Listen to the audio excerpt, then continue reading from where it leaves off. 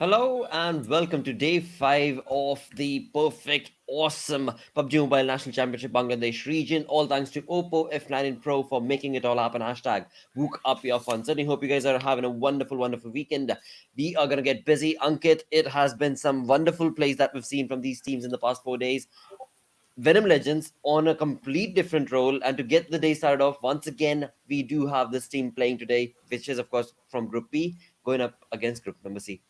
Indeed, it is the last game for the yesterday's match they were playing against, and again, Group B and Group C will be going head to head. That means Venom Legends will be also joining the frame along with 7C's Esports. As I just mentioned, we are all having a very good weekend because yesterday it was Saturday and it's the Super Sunday because Group C and Group B, when it goes head to head, we gotta get some real challenge. So now I want to really put up some fact that this is not the first time that B and C are going head to head. It was the day 3 of national championship where they played again, and it's again. So they are quite familiar with the way the team strategizes. But once they did play, Group B and C played, there was not a lot of resistance offered by C. But now with Python TZ and Bad Intentions chiming in, they really are gonna get some real challenge. We'll talk about this later, but let's have a quick look at the tournament explanation. We have 32 teams divided in 4 groups, and 8 teams in every group are there with 24 matches in each group. And I guess after the end of today's plays, some teams will be closing up with those 16 to 18 matches, I guess.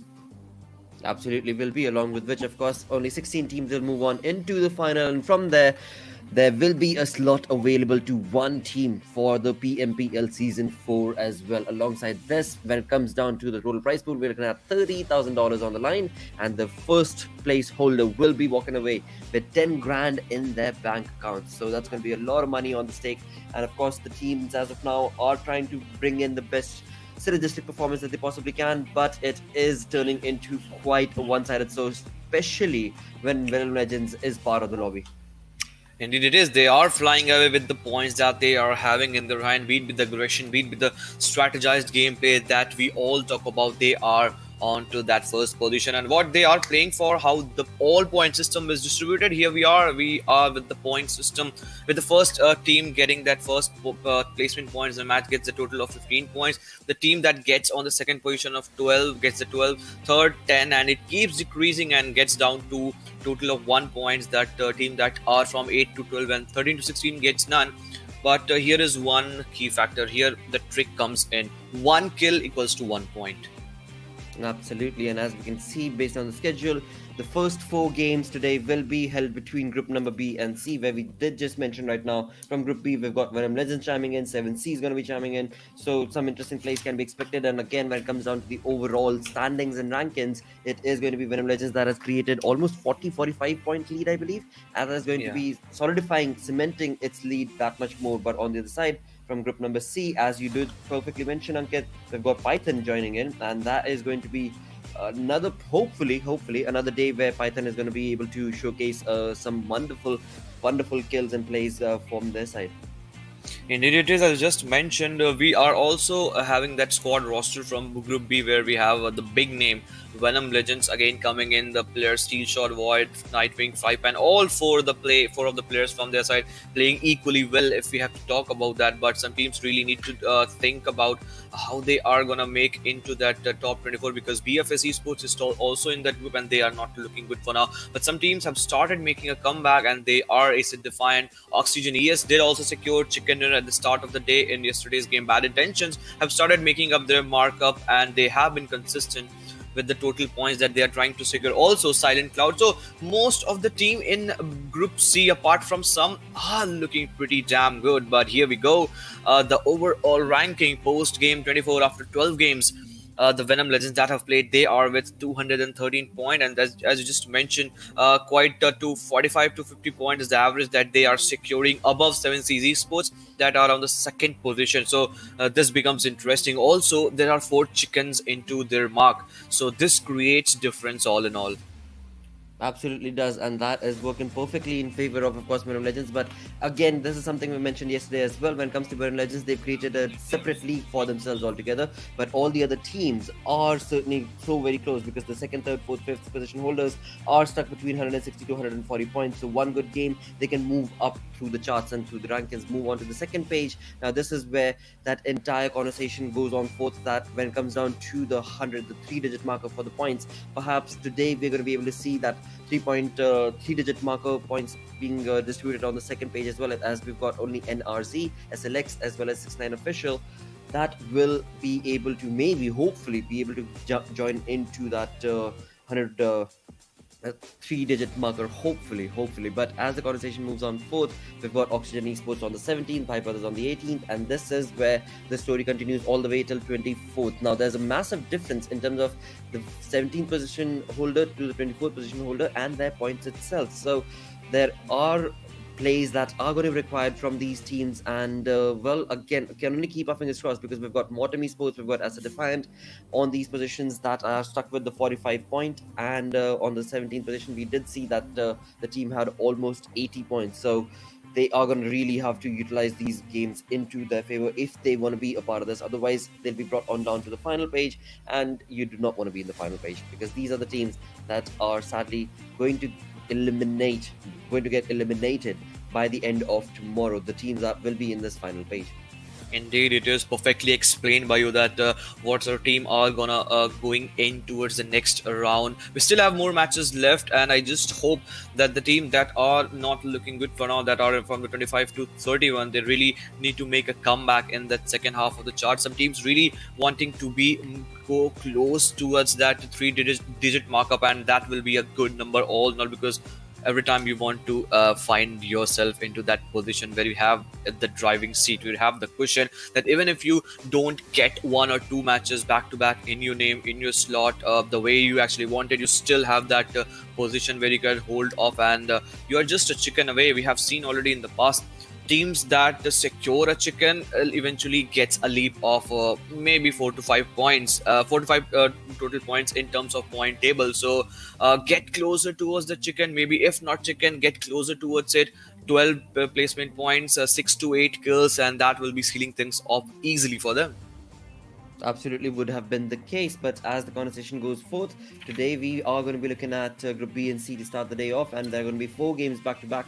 That means VNM Legends is going to be playing the first 4 games, and this is where we are going to be seeing this team creating that or cementing that lead that they've got already in terms of the points. Now, as far as the games themselves are concerned, of course, as every day is starts off, we will be starting off on the map of Erangel, move on towards Miramar, and then Sanhok, and come back to Erangel before we jump the gun and move to Group A and D. But right now, of course, when it comes to the game itself, it is going to be quite an exhilarating, fun ride. But I mean, yes, when it comes to VNM Legends, they are doing pretty good, right? But apart from VNM Legends, when you talk about 7C Esports, because they are also part of Group Number B, that is another team that has been doing good. But what do you think? Will they be able to maybe, hopefully, be able to create that sort of a gameplay for themselves? I mean, they are in a position where they will be qualifying for the next round, that is for sure. Even if they are going to lose True. all the matches, even if they are eliminated in a very early stage in all the rest of the matches, they still have that cushion where they can have enjoy the luxury of losing the matches. But this is not what 7C's esports play for. This is not what 7C's want.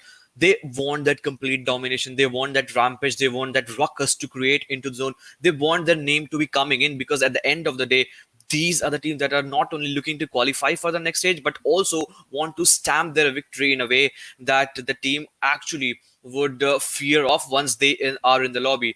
Seven Seas did create that fear in the mind where players were in oblivion that what sort of things we need to do or we don't need to do in order to get away from Seven Seas player. But that was on the first day. So was not the Yep. case in yesterday's game, because they were really shut down. They were kept quiet, and so was for one more team, and that was of Rude Dude, because Rude Dude, they were rough, they were rude the way they took the fight.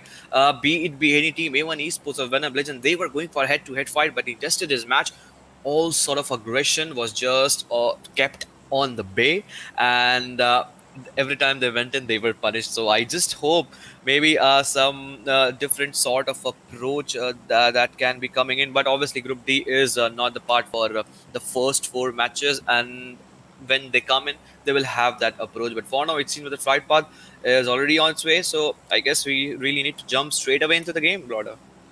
Absolutely. And when it comes to the game itself, we've got the flight path starting off from the military base, completely dissecting the game map right now, and going to go towards northern side, towards the side of Severny for now. And that is going to allow so many of these teams to go to their comfort drop locations, of course. Along with that, as we have a look onto the drops themselves, all the teams are slowly and steadily fanning themselves out across the map of Erangel. We see TRZ going down towards the Primorsk region, down towards the southern western side. We have, of course, 7C getting themselves acclimated towards the Nor of Noi region, probably because that's where we have seen that team go most of the times. That is the southern base, the military base of this map. But even eventually, we are also introduced with the circle that we have for today's game, and the circle is going to be a comfortable one for all of these teams. Now, going all the way up top towards the Savoni side, we've got BFS, a team that we have been mentioning do need to get a lot more points working for themselves.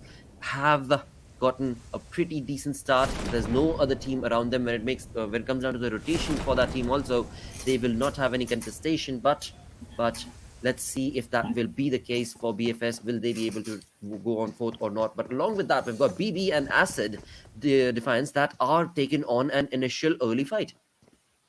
Indeed, it is, and really not looking good for AcidDEFIANT. They are on the 24th position for now. We just saw when that whole of point table was on our TV screen, but these early dents, these early blows are not what all team look out for, because you go for those early loots and wins. And when you are in comfortable position to take out the real fight, where you have the guns, where you have the position, we have every sort of drop loot that you actually want to be in the comfortable way you want to, then you can go for the fight. But it seems that BhaiBrother, straight off the bat, they won't be allowing any player that is trying to come anyways near towards them, and it seems that AcidDEFIANT's players are already being punished. I just don't understand why every time I jump into the game of Erangel, it's okay if we are going for the head 4v4 fight, but some isolated player, I don't know what sort of gameplay they are trying to showcase in this lobby, but some isolated player here and there just drop out in some other team's location, and in that position, in that moment, they just find themselves so much isolated from other teammates from their side that they just get knocked and finished instantly. So this is not a good start for AcidDEFIANT. I really want the rest of the three players to go for that maybe passive approach, because they just want to slip away from that 24th position, because there is not much of point difference from 21, I would say, to that last position. And any team, if they decide to go into that second or third half of the chart, then it will be really a daunting task to still not performing well and still be on the 24th position. So AcidDEFIANT really need to find themselves here, because if they slip away in today's game from that position, it will be really difficult for them.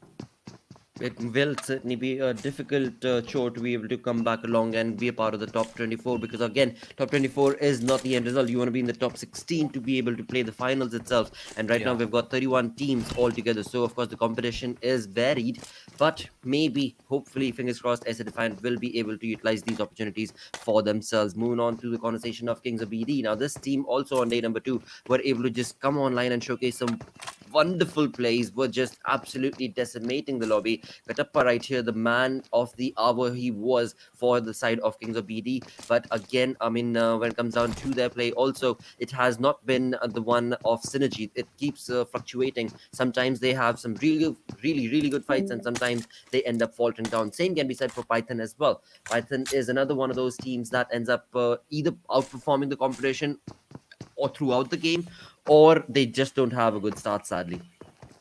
Indeed, so is the case. But for now, it seems Python are pretty much happy with the loot that they are trying to do, but they really need some vehicle to traverse in this game of Erangel, because you don't really want to be on a foot and get stuck somewhere and then get pinched down. And Python's player, their teammates really have those vehicle rotation coming in the early half of the game.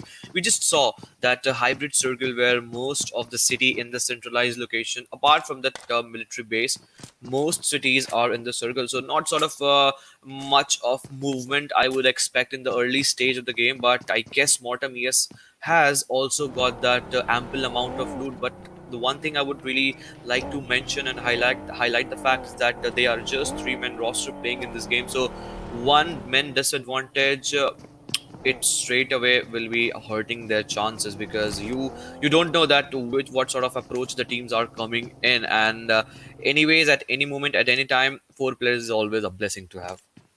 Absolutely is that just having that one man advantage compared to when you end up taking a fight in a situation where it's a 4v3 situation. You talk about flank angles and everything, it certainly does help to have that one man approach, one man advantage rather, over the other team. But Yeah. eventually that is the play for Morton, sadly. But again, as the day progresses on, hopefully that will not be the case, that will remain. Hopefully the fourth member will join them along, now taking the conversation towards the side of Oxygen as they make a push towards the compound of Python right here. Python better be ready, because I'm sure the audio cues have already been given away. Yep, and Scissor is the one who has already been knocked. Auto aim, just perfect burst coming in from his side. Oxygen are not looking too good, as right off the bat, as they try to enter the compound, their player Scissor has been brought down. So now it is just a situation where the dude will have to get revival done, as well as try and take on the fight all to themselves. Indeed, it is. But it was yesterday's game, the very first match where Oxygen got the chicken dinner in their name. But I guess this is not the way Oxygen should have gone for the push. The player has got the revival from the sides of Oxygen. That means once the player gets that full complete hell onto their side, they will be trying to take the fight. The grenade is very close to him. He will be taken down, and all of a sudden, Python brought down to the knees. 2 players just surviving. Oxygen really quick on their feet. Once they got with those first aid injected in their body, they were on their health. Some grenades were pinned down, and they exactly knew the position where the players from Oxygen ES are being given the revival. And in this very early game, Python TZ just brought down to 2 player Ihai and Auto Aim. Early elimination. Sub-Zero and Batsel are still there, and this is not looking good for Python, and they are really terrified for now. They're just roaming here and there because they just wanted to get away from that fight as soon as possible. But Python TZ really need to have their game in their course, because Python TZ is a team that was on a successive chicken, and it was a time where they could have got that third chicken in a name. So I guess this is a team that will be striking back with the full brute force, because this team has that experience. They most certainly do. But that was an interesting turn of events where Oxygen was the one. It was a 2v2 sort of a situation coming in from Oxygen as well as Python, where, of course, Oxygen was the team that was able to, even though they had one man down, were able to get that revival done and then move on along and push on along with that perfect use of utility and take the opponent down. Just amazing play indeed. Along with that, as we move on to the map itself, we do have all the teams in the comfort of the zone for the moment. There are no other teams that we can see that are outside the zone, so that means the rotations have worked out perfectly for all these teams. And along with that, when you bring our eyes towards the center of that zone, we've got VNM Legends sticking to the center. Indeed, it is. Every time we see VNM Legends loot at that early spot and then go for those centralized position. But for now, 6 official are really looking good, because they have been jumping again and again to the area of Milta. And once they did realize that 4x is very close to them, they are going for that open push. Now, Thunder 69 really need to take care about that. Some players are taking the TP advantage, and in that advantageous situation, he should have taken that TP angle, but so is not the case. That's why he has been brought down and he has been knocked down. Sharp Eye and Thunder 69 has been knocked down. Sleepy is still there. So I guess he really needs that reinforcement, because from the backhand side, 6 unofficial players are giving the cover fire.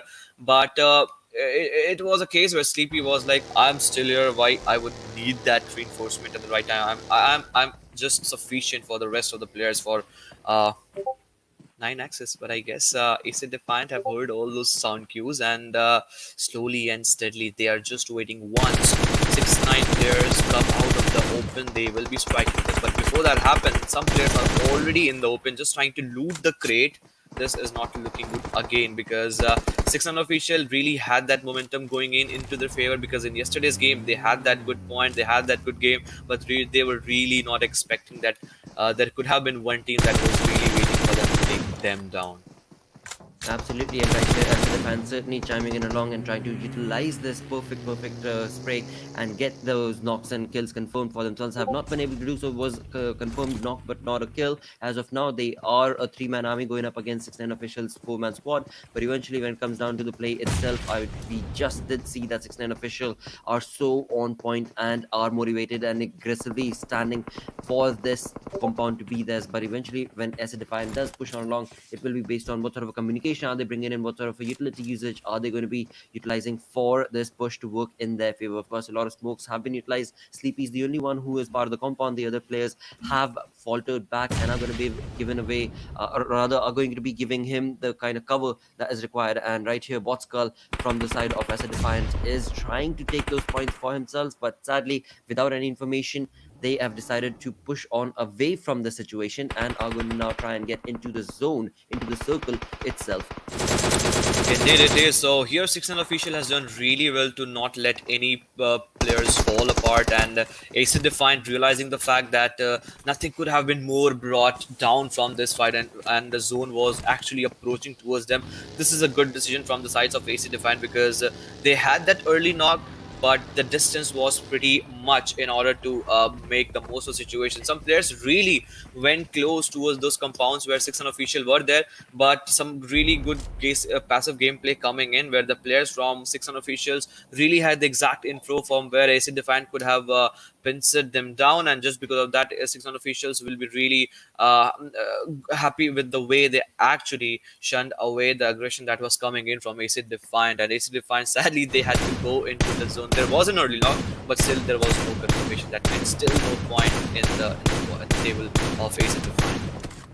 Absolutely. With that, as we move on towards the side of 7C, they find themselves in the door itself in a very comfortable position of, or rather the cover of that compound working for them as they try and take on some shots. With that, the circle has made an aggressive shift towards the north itself. We've got the area of Ruins, Rozok, and School being the ones that are creating a triangle. Along with that, as AcidDEFIANT moved on along, finally it seems like they're going to be opening up their points for this game. They have that 1 point confirmed for themselves. That's going to be Shockwave bringing down the player. But eventually, as they push on along, we still have 15 teams remaining into this game. We've got 13 minutes in. This is where now finally the circle has been shifted in such a massive turn of events that these teams are now going to have to take on quite a lot of fights from all the different teams. Indeed it is, but Kapshi brings one knock into his favor as 7C's players are really looking strong, but Kapshi has been traded off and he has been finished. Venom Legends are really looking strong at the moment. 7C's Esports, the players have made a rotation from the Novorupnoy area, but it seems that like they are falling apart one by one. Badger eventually goes down, Evil Eye goes down, but by some other team, and that was of XBET. That means the way they are trying to make a rotation somewhere down the line, they have just stuck to the same sort of rotation where they have been making, and now the players and the other teams have realizing the fact they are taking one by one the player down. I guess Venom Legends today has a change in their roster because Steelshot, Firepan, Nightwing, and Kabila is playing. That means one player has been alternated. But I guess Venom Legends, they are so in that driving seat that they can have that experimentation going into their favor. Even if one or two game doesn't go in their favor, they can still try out the other players, other teams that are still available in their hut. Most certainly can. And along with that, when you the rotation towards the side of XBET, they did provide some wonderful third-party situations for the side of 7C and were able to get confirm that one kill for themselves. But having done so, have resulted in giving away the information towards the players of Venom Legends now. And Venom Legends, all 4 members strong, is going to now try and utilize that information and capitalize on that bet. But eventually, it is Frypan who did not move and was still peeking from the same exact spot, has resulted in confirming a knock onto himself, sadly, and it is XBET that are now trying to get into the better half of this fight. Of course, Venom Legends are in the open, so they do not have a lot of cover, but for the side of XBET, they've got this entire compound working for them, and the circle also is sort of favoring them, so there is no hurry for them to leave the compound. But for the Venom Legends side, they better be able to utilize this opportunity or just simply rush out of that position. I guess once the revival comes in, it will be better for them to just fall back and retreat from the way they are stuck at this position because XBET has that compound, and there are multiple compounds where players can take the shelter and still have that TPP angle from where they can spot the player. But so is not the case in favor of Venom Legends that were on the receiving end, but moving towards some other fights that have that probability of getting erupted, and that is of between BhaiBrothers and Bad Intentions that are very much close, that are pretty close, and that they are sitting on the edge of the circle. They can still have that fight getting elongated, but once more and more team comes in, we might see some third party situation or one team getting sandwiched by some other. But the circle, once it went for the rotation, Kings of BD from that Water City side, they have made a rotation, but I guess BFS is still stuck out in the open. I just don't understand, because they had that opportunity to occupy the zone at the very earliest stage. Maybe this is not something that they are looking up for, because once you are in the zone, it is a good thing to be in the zone. You still have that luxury. You can be in the zone for next shift, even if it's the hardest shift, even if you are in the center of the circle. But once you are in the circle, you need to take up the fight, because there will be the team that will be looking up to take up the compound where you are having shelter right now, and this is the thing that BFS really don't want to. So maybe this is an approach. I'll really wait and interested to see how this approach goes into the favor of BFS. But look at this, Bad Intentions have made it clear that they won't let BhaiBrother's player flourish in the same area, and just because of that, they were just flowing away and not letting them survive at the same position. But some fights are also erupting in the city of water, into the city of Water City, where players are already aligned. AcidDEFIANT, on the other hand, they are caught in the open, very much into the open position. The vehicle will be blown off, and before that happens, Katappa will be taken down from the sides of Kings of BD. Absolutely, and with that, as TRC did try and bring down AcidDEFIANT, they have also given away the information towards the players of Venom Legends. Venom Legends are very well equipped and ready and set to be able to get this, but Sabir, he had some perfect control over there, but eventually again, he's just a one-man army going up against the 4 lads of Venom Legends. That's not going to be an easy conversation to be had, and thus the result is going to be him being sent back into the lobby, and again confirmed for the side of Venom Legends. Now, TRC's approach into this fight is a bit debatable, because after all, they are getting into a very known location and they are giving all the information away towards the side of Venom Legends. So again, we'll have to see what sort of an approach is TRC trying and planning for themselves, because after all, the way Pew and Mr. Seven just joined in along into this fight, the entire information was based on audio cues, and the audio cues were easily heard from the side of Venom Legends. But look at this bloater. What sort of trajectory was that? I guess that was completely hazy trajectory. So some, I guess, I'm not able to actually consider what sort of strategy that grenade or maybe that Molotov was it. But there is a fight that is getting erupted between Venom Legends, and Venom Legends still not able to bring a single knock. And this is something that TRZ are and must be happy of. But as you just mentioned, the push that TRZ did made, that was debatable, is still debatable, because they are still surviving. And one steel shot goes in and goes for that aggressive push, TRZ's players can fall just one by one, because I guess they are the 2 players surviving from their side. And yes, they are. Steel shot brings in the knock, and here we go. I'm just waiting when Mr. Seven will be finished off. And at the start of the fight also, TRZ were in no position to counter, even if Venom Legends were going for those aggressive push. And now is the time that they will be going all in, just in order to reduce the player to all 0. And Mr. Seven anyhow surviving. Still he has the phone shot, but from the backhand side, the player will be coming in and will be confirming that kill. And with this, TRZ getting eliminated. But still, I just don't understand what sort of push was that.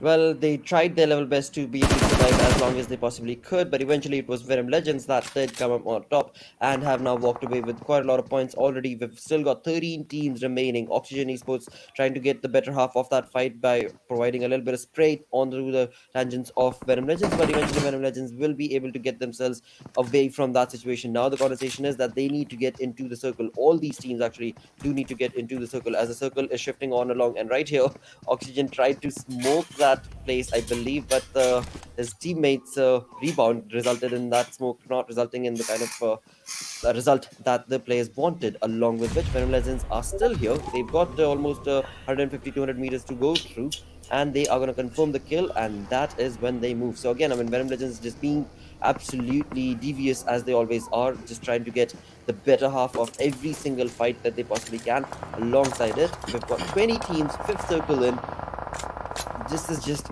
incredible. 12 teams, my apologies. We've got 20 minutes in. This is going to get a bit finicky because there are so many teams still alive into this fifth zone. Indeed, it is, but 8 kills already into the name of Venom Legends, and still 35 player that they can take them down. I can just imagine how more kill that they can go in for. But Python Batzel in a 1v1 fight, he really needed to get that 1v1 fight going into his favor. Yamin Bhai has been taken down, but from the backhand side, Tamim is coming in slowly and steadily. And once he spots down the player, he will be taken down. And with this, Python TZ gets eliminated at that 12th spot. Now, the question is how Venom Legend are going to be approaching towards the game, because till now they have been gatekeeping the situation for two teams. They have eliminated AcidDEFIANT and TRZ in the same position, but once they realize that they are going into zone, they are getting some onslaught that is coming in for the team that are already positioned in a way that they can take the fight. XBET is very close to them, but still they are not fearing away from taking any fight. But on the other hand, from the northeastern side, XBET and 600 officials are also trying to come in and just take all those fights. But Venom Legends, all the players are alive until unless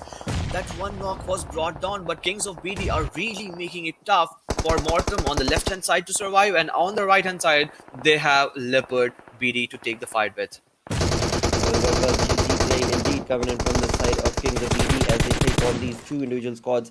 First it was Mortem, and now they try and take on a fight against the side of Leopard. Of course, they did end up getting a knock on themselves. That is going to be Katappa, who has been knocked, but eventually will be able to get himself a revival, as do Leopard, because they are a 4-man more strong army. But on the other side for Kings of BD, they're only a 3-man squad for the moment. One of them has been sent back into the lobby. So a 4v3 situation is what we can see building a rising from this side of the circle itself. But thankfully, one thing that's working for Kings of BD is the fact that they are in the zone, and as far as teams behind them are concerned, they don't have to worry about their sixes.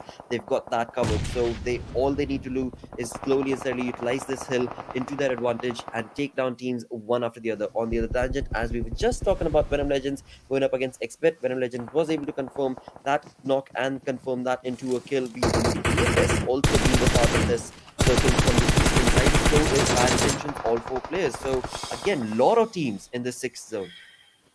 Some magical gameplay indeed coming in, some unrealistic gameplay I would say, because still now Venom Legends has just been doing everything correct in their favor. They have got that 14 kills with the 4-man army that they will be going into zone. This is not looking good for all the team, I would say, that is already into the zone. But Kings of BD realizing the fact that Venom Legends is trying to make an entry, they are trying to put them down, but Nightwing with his onslaught aggression is trying to put the players down. Leopards are really on the back foot, and Venom Legends Nightwing has been finished on. Steel Trot is very close to the player that Leopard is holding himself into this smoke, but some real action is coming in as Venom Legends player has come very close towards Leopard to take him down and also to let his player get survive. But the way 7-11 is eliminating, it seems that he has done that 1v3 situation, but so is not the case, because Kings of BD from the backhand side has realized, and was realized, and is realizing that Leopard and Venom Legend are in that ruckus, and in that they will be enjoying the kills. 8 kill is what Kings of BD has been able to secure in all these fights. I guess Venom Legends were so aggressive that they really had to pay for this. But Venom Legends, what a game again for them. Absolutely, but again, I mean, you do have to give commendation to how 7-11 played that card. Absolutely perfection, right? As you so perfectly mentioned, that was a crazy fight that he took on along all by himself, but was able to eliminate Venom from this entire lobby. Kings of BD now trying to chime in along towards the players of Bad Intentions, but he's only a 1-man army. That is going to make things a little difficult as he tries to take on Bad Intentions, but Bad Intentions themselves are not yet done, because after all, we do have BhaiBrothers who are up on top of this hill, and that is what BhaiBrothers could very well capitalize for themselves. But Katappa bringing in that perfect burst, bringing in that wonderful spray, that is going to result in BhaiBrothers having one player knocked, another player is not looking too good. That is going to result in the team trying to get the revival done. Even though they do have the hill advantage, eventually the information has been given away as far as the cover is concerned. They've only got that blown up vehicle, and in that doing so, they tried their level best, but it is Winter who gets the better half of this fight with just one perfectly set up nade.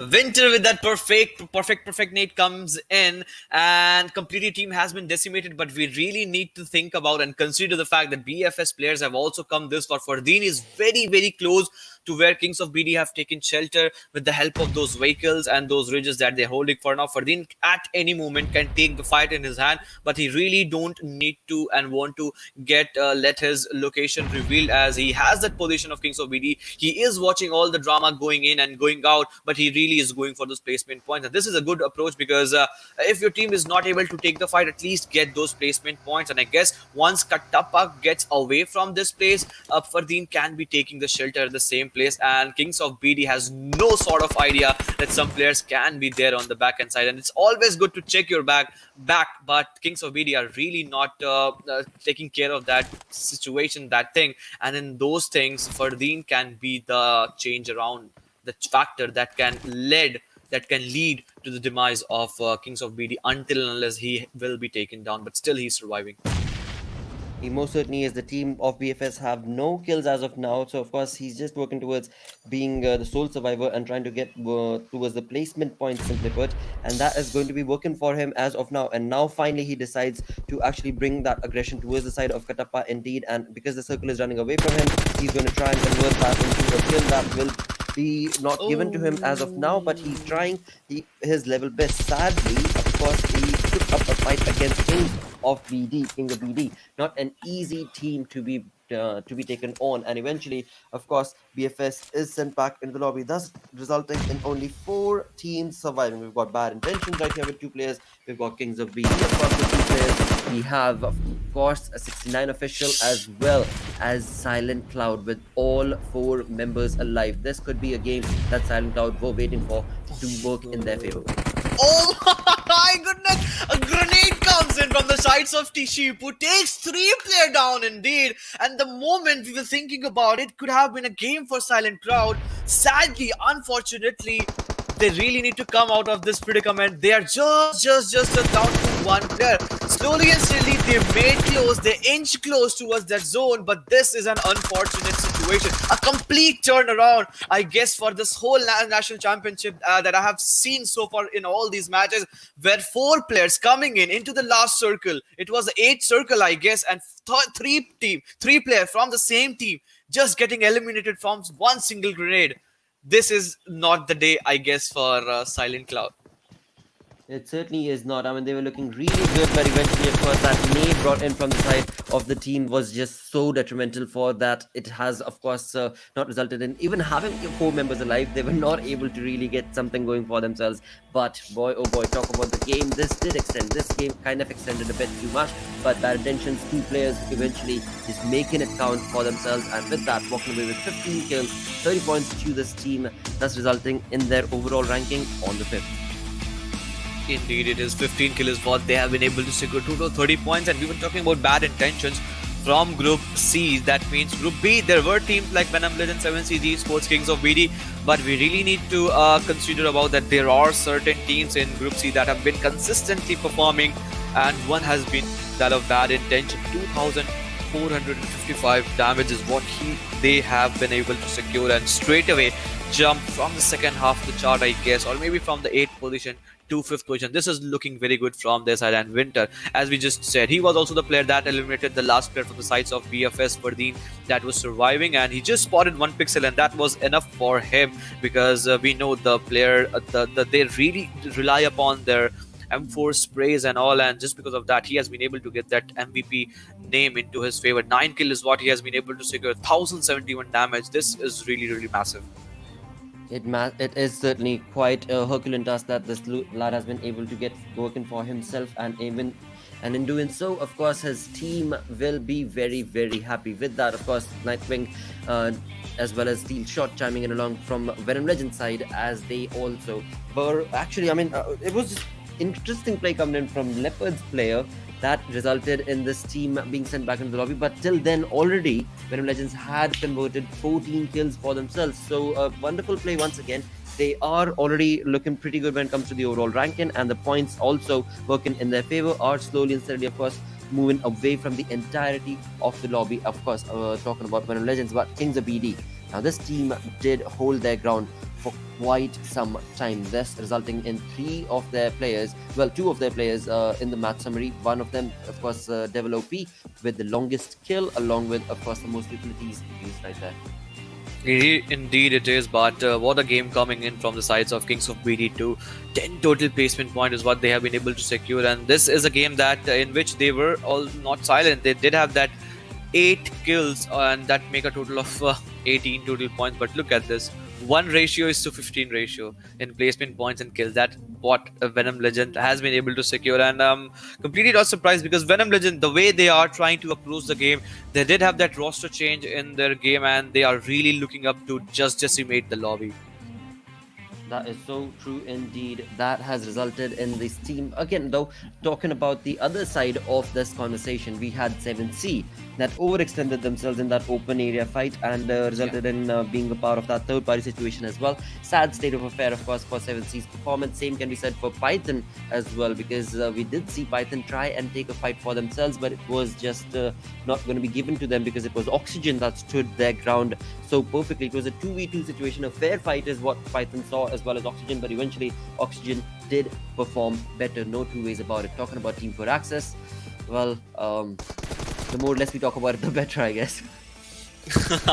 Indeed, it is, and I guess they really not need to find themselves in the group because now if they don't really start performing, things will be slipping away, and there is no two ways doubt about it because now the teams have started performing. Teams that were not performing till now they also have started performing. So the sort of lobby that this whole national championship has become, it's really very tricky to survive, and the breathing space is very less even if you do that little mistake, and this is what Venom Legend has to offer to us. They were holding the edge of the circle, beat with the compound, beat with the edge, beat with the ditches, or beat with any sort of situation. They will be going in for those killing approach, and that's what they are known for because at the end of the day, aggression is the best defense, and they really heavily rely upon until and unless 7-Eleven doing, I guess, 1v3 here in the smoke. The players from Venom Legends really didn't have any sort of idea from where the players are coming in one by one, and one player was being knocked down already.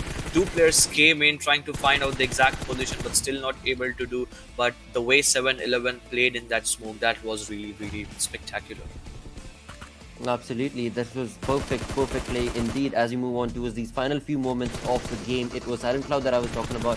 That seemed like because of that four-man army that they had, would be able to make a better half of this final fight. But eventually, that was not the case. It was Bad Intentions that did stick out and was able to get themselves the perfectly placed chicken dinner. They certainly did look really phenomenal in doing so. As we move on to the overall ranking, we've got Venom Legends, of course, maintaining that massive lead for themselves. 7C still maintaining that second position for themselves, but A1 Esports is on third, and 7C better need to create a few more chances to be able to solidify their second position, because after all, they do have 3 more games remaining for today. Indeed, it is. Even Esports still holding that third marker, but 7C's Esports really need to have some good real game in their favor. Else, once A1 Esports come in, or maybe IPG, they will be really looking to trespass them. But moving on to the second half of the chart from 9 to 16 is where most of the thing are still looking pretty decent. There is not much of change apart from Python TZ. I guess they slipped from 9 to 10 because Kings of Beat really had a very good game with 127 total points into their favor. Oxygen ES also now they are looking pretty decent. They did slip from 15-16 position and has gone to the third half of the chart because they were not looking good. But in this game, last game also, they were not very much looking good, but still had that decent point on an average point that we count on. They had that in their number. All they just need to do is the rest remaining 3 games for the day. They need to have some sort of average point going in, but from 25 to 31 is where none of the teams would be really looking to be on. BFS Esports is slowly and steadily climbing up from 30 to 29 now to 27, but the journey is still long, and in that pursuit they really need to get some good points because even if they go on the third half of the chart, if they are not cementing their position, they will be easily slipping away because there are teams like TREX, Team Shanghai, and TRZ Extreme that has a very good chance, and we just really don't know which team can be on the third half of the chart. So if BFS needs to be on the third of the chart, they can be, but then again Right. they really need some good points. They do. They certainly do. And the kind of gameplay that they're working towards now, at least we can clearly see, is Yeah. that they've got placement points, is what they're working towards. And those placement points, hopefully, as they bring in that consistent Yes. play, will result in them maybe keeping my fingers crossed that will allow them to move on to the third position. But again, the number of games that are remaining for the teams, right? That is what is now going to be tricky, because again, this is going to be the second last day. Tomorrow is the final day. These are the only 2 days that these teams are left with, and these are the only games that these players are left with to be able to create an opportunity for themselves to be in the top 24. And if they're not able to do so, well, then it is going to be too late. It is just going to be too late. But yep, again, that's all we can say, that hopefully BFS 4 axis, they're able to get themselves into a sort of play that will result in them walking away with decent number of points. I mean, you get 15 points from one game, you're still going to be in so much better position than walking away with 1 or 2 points. But yep, that is the case based on just game number one. We've still got 5 games for the entire day remaining. We are going to go on a very short break. Stick around, we'll be right back.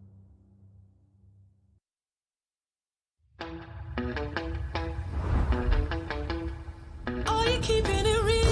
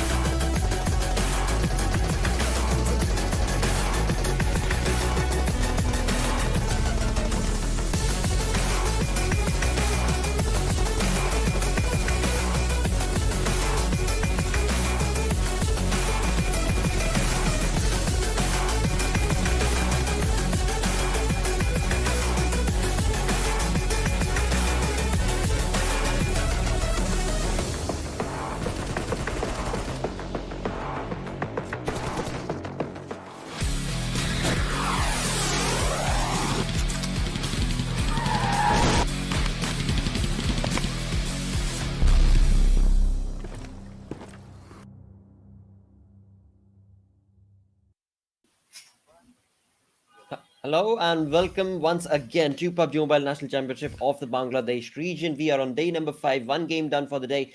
5 more games are still remaining. We've got, of course, group number B and group number C that are going to be playing these games right now. And in that, Venom Legends just creating absolute destruction. But right along with that, other teams are trying their level best to bring up their gameplay. Now, with that, Ankit, now this time I believe we're going to be moving into the map of Miramar. Yeah. And in Miramar, what are the chances do you think for other teams to be able to capitalize their gameplay against Venom Legends? Because there's no stopping Venom Legends, dude. This is just too OP, as they say. Indeed, it is, and I would again bring down to the fact that Venom Legends, when they played that game of Miramar, and then they have been still playing, they got that chicken dinner on day 3 when they were going against B and C. So again, the game of Miramar carrying that momentum from the last match, and also the confidence that they are having with right now. I guess Venom Legends still has that chance to going on that first position. But apart from that, I really want 7Cs to come in because after 13 game, they're just 1 or 2 points away from A1 Esports. And once A1 Esports comes into the lobby, they will be really trying to trek that hill that they have in front of them. Also IPG, but that's when these two comes in. But some teams are also started looking pretty good in terms of placement points.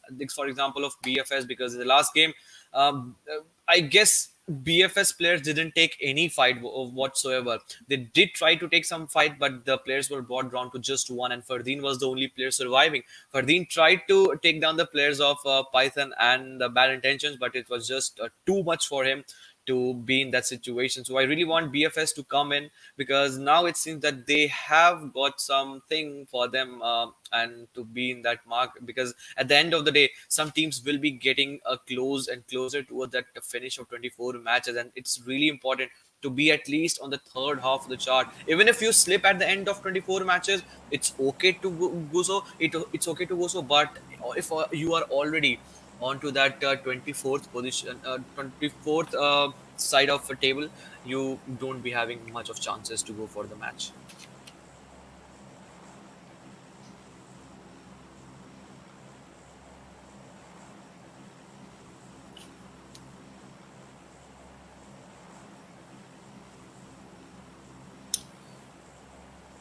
Indeed, it is. But we are straight away heading towards the game of Miramar, where the flight path is already on its way. We can already see the players are jumping out and jumping down towards the line where Python has already taken that very early drop location towards the area of Campo Militar, and there's a complete sort of split from their side, 4 players on 4 different angles. But I really want to see if any team would love to go towards that western side, for example, of El Pozo or Prettyfield or Montenuevo. Just imagine, daughter, if the circle goes away from that western eastern side and complete towards the western side, taking Crater Field or maybe Water Treatment as its center, things could have been different. But till now, PUBG God has been favoring and letting player to bloom in. The circle has gone towards the eastern side, but the question is, 50 close to 40-50% is of those water areas, and I guess this sort of circle we have already seen in the past in the yesterday's game, so it's again a deja vu. Absolutely. With that, again, I mean, another thing that we can actually bring up is going to be what if this time around it goes down towards the Puerto Parecio city and that becomes the center, or even Los Leones for that matter, could maybe become the center of this circle. Let's see if that will be the final gameplay or not. But as of now, we do have Python going all the way to the northeastern side of this map, and that is going to be a pretty extensive rotation that they are going to have to get themselves initiated with real quick, because after all, when it comes to the map itself, we do know that it is a very spread out map, this one, but all the other teams are, well, very much in the vicinity of the circle itself. So as of now, we don't see any early contestations taking place, but it probably can get started off in just a few minutes time towards the south of Los Leones. As of now, we also do have Venom Legends on our screens once again, where Nightwing is roaming on around with that amazing outfit, and it's also looking like there's another team right next to this compound that Venom Legend player find himself in. Indeed, a complete fairy tale sort of thing that I can say that is Nightwing holding on to, and they are already flying. They have the wings, and they are already flying with those total points that they have with it right now. And as you just mentioned, 7 CG Sports one player is very close towards where Venom Legends has dropped off. So I guess maybe this can be an intentional drop because 7 Sports already know that Venom Legends drops down towards the area of Impala and those city and those surrounding and those neighborhood compounds. And I guess maybe just to surprise and bring something into early action of this game, this can be a sort of thing that can happen. But some more fights is also building up in some other cities where XBET have already spotted down some players, and it seems the way Frost is taking the TPP advantage, he's just crouching in and crouching out. It seems that he has spotted down some players, but still the question is where we can get that first early knock from the match, or maybe some real head-to-head fights. Because at the end of the day, game of Miramar starts with this slow speed, and it will be really a blessing. It will be really a treat to watch if we can really get to see those early fights, those early banters, those early skirmishes just in the 4 and 5 minutes of the matches.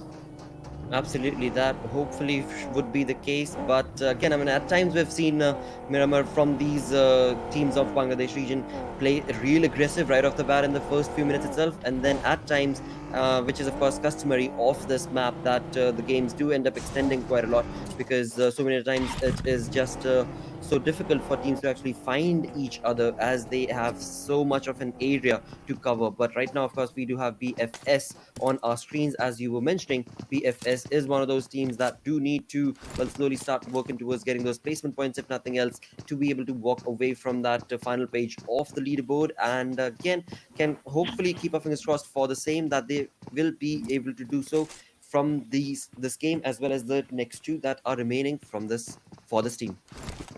Indeed, it is, and BFS really need to come out of the blues. And it seems that now they have rung that bell in the last game, and the way their players are approaching towards the fight, there's still a 2-2 split, and BhaiBrother is very close towards them. They really need to realize that somebody is there in the same proximity. BhaiBrothers has a very good day out today. In the last game also, they had that total points going into the favor, but they would really need to capitalize upon what they have right now, because if they don't, the point difference between the team that is on the third half of the chart and the team that is on initially on the fourth half of the chart is not so much. So they really need to get the game into the favor. BhaiBrothers the last game were punished when they were trying to make an entry. So I guess in this game, in the game of Miramar, as you just said, some things are very much customary, and in that early rotation is what I would expect again from the sides of BhaiBrothers. But they are already into the zone. So once the zone goes away from them, it will be interesting to see how they will be panning out with those next approaches. Most certainly will be. But right now, of course, Finisher is the one who is just more slowly and steadily moving on along through the city of Los Leones, I believe, and is trying to get his loot all segregated and confirmed and looking pretty confident. But along with that, it is going to be an interesting conversation to be had because it is a massive city, and we do know that right around the corner, BFS is also somewhere in the same vicinity of the team and of BhaiBrothers. So perhaps the fight that you were mentioning could very well get started in just a few minutes time, because after all, the cars, the rotations, the audio cues will already be given away, and that can result in early skirmish between these two teams. But eventually, again, when we talk about early, we're already 7 minutes into the game, and yeah, mostly it is roughly around 12 to 15 minute marker that we do end up seeing the initial fights taking place from these teams, especially on a map like Miramar because of its size being so extensive. But eventually, for now, we seem to be just stuck with or rather the observers seem to be stuck with just these two teams. I would love to see what the other teams on the map are up to and what they have been busy with. They've got bad intentions right off the bat. That is also making a decent rotation for themselves, looking like a pretty decent amount of loot that they have accumulated for themselves, the entirety of the team. And again, when it comes to the loot, you just cannot have enough, right? This team is 600 meters away from the center of the zone for the moment, and no matter how much loot you have, you always do want to stop for that one better thing, for one more ammo or one more band-aid and first aid, and it just goes on from utilities to whatnots, and that's what the conversation in this game is always going to be every single gameplay. with that, taking the conversation towards a team that was able to actually dish a lot of damage to Venom Legends gameplay in the previous game, it is Leopard. Now, this team also, when it comes down to the overall standings, are not looking too comfortable. They are wanting to, and they should be able to create some points for themselves from these games, but eventually, it's tough luck, so to say, for this team. But hopefully, this time around, the conversation will be different. And right here, man of the hour, 7-Eleven, who was able to bring down 3 players of Venom Legends, thus sending Venom Legends back into the lobby. Amazing, amazing turn of events it was from this lad's side. But will that be repeated or not is what I shall have to wait and see.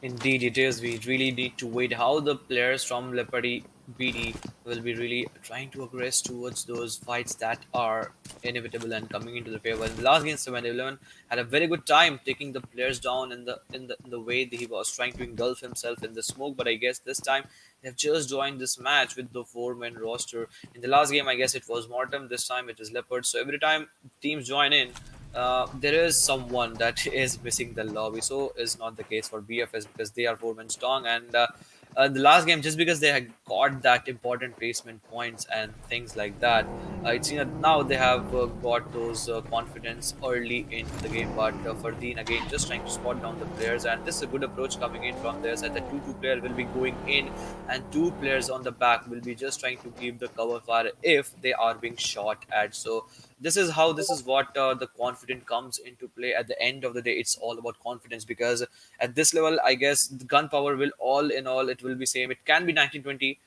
somewhere can be on the 19, somewhere can be that 20th one, but still the way you strategize the gameplay, the way you held your nerves and don't let the match slip away is what I will be really looking up to.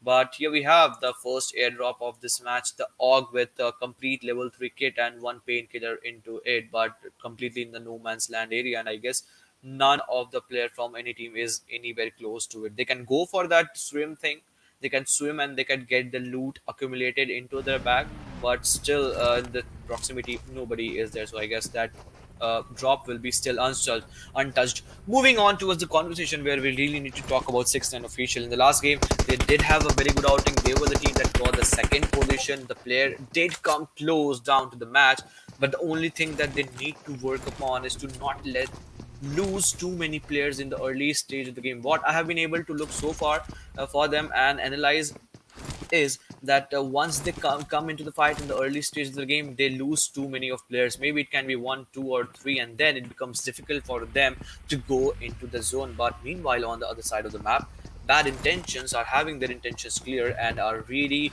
blowing things up for Python, as I guess one player has just been eliminated. And yes, he has been, and just before that, the live rank standing is brought down to 61.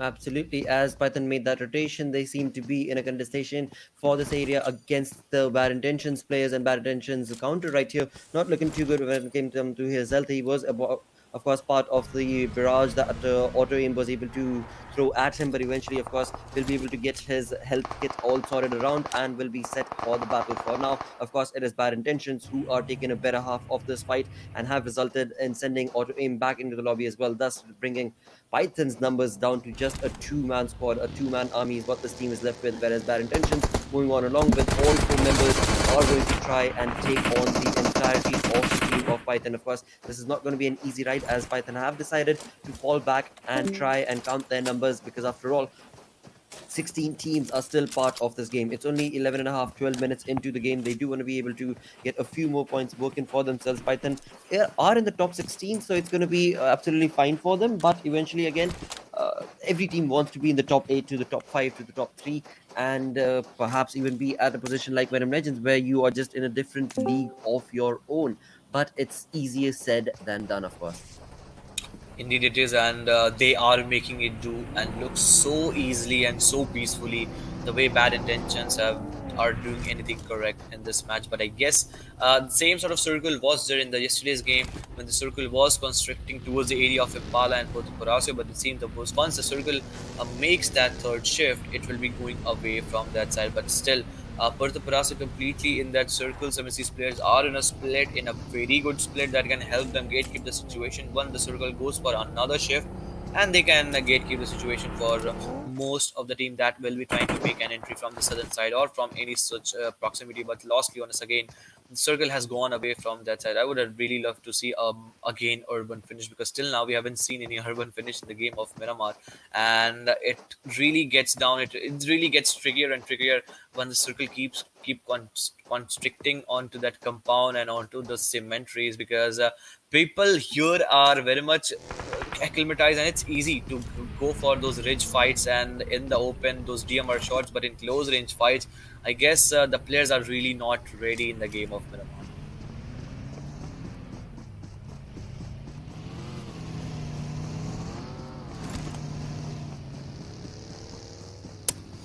It is, but it seems that no is the answer from most of the team. As if we talk about the players and the fights that is going in, because Mortem ES, they have made a successful rotation and coming into the east side, it is looking good for them until and unless they receive some of the shots. The Silent Cloud, they have slightly sneak peek into the action. They have that ridge advantage. They are holding those hillocks and hills. But the way the players are rotating from the same position, they can be on the back foot at any side. Some sneak peek action is also going on. Sharp Eye's rotation has been now noted down by the players from Silent Cloud. All they just need to do is to spot down the player and take him down if he just aggresses and make him away from that thing. But I'm still waiting. The way the things are just going in and it's spanning out in this match, it's just really beautiful. Because Silent Cloud in the last match, a grenade just didn't hit them for themselves. And this is the thing I was talking about. Out in the open, this is not the way you can rotate and you can move. Rather take a vehicle or maybe go for those rotations with the help of those cover to covers. There are a lot of rocks, there are a lot of tree trunks, there are a lot of ridges that you can play with, especially in the game of Miramar. But if you do such sort of rookie mistakes, such sort of silly mistakes, this is how you will be punished. And already the players are being brought down to the knees onto some other angles also, where Oxygen players are going down one by one. TRZ into action, because in the last game TRZ players didn't have a very good game. In this game they are really living to live up to their expectation, and this can be also a case with the Silent Cloud. After securing one kill, they just didn't wait, because they already knew that not more from here can be drawn from their side, and they really went for those rotation. But TRZ Mr. 7 is now really looking up to throw a barrage of grenades. An arrow grenade has been thrown down onto the player of Oxygen that is really making a close in. Some smokes have been deployed, but I guess TRZ's player will come in with those reinforcement at the right time. And here we go. The reinforcement is there, and Oxygen really need to think about that somebody is already on the backhand side. This can be a perfect sandwich situation, and realizing this fact, they have already deployed some of the smokes. But who sandwiches which one and who parties which team is really difficult to say here, because from the backhand sides, Goblin has his crosshair aligned onto the player of XBET, and XBET has no realization whatsoever that Oxygen is onto the backhand side. Indeed, it is, and Oxygen player are going down by one by one. XBET really need to capitalize this situation. The players are down on its knees, where they need to think about that. Even if they take the fight in their hand, they really need to disengage at the right position at this right time. But Goblin, he needed to come out of this blue. He needed to come out of that compound. That blue zone has already engulfed into it.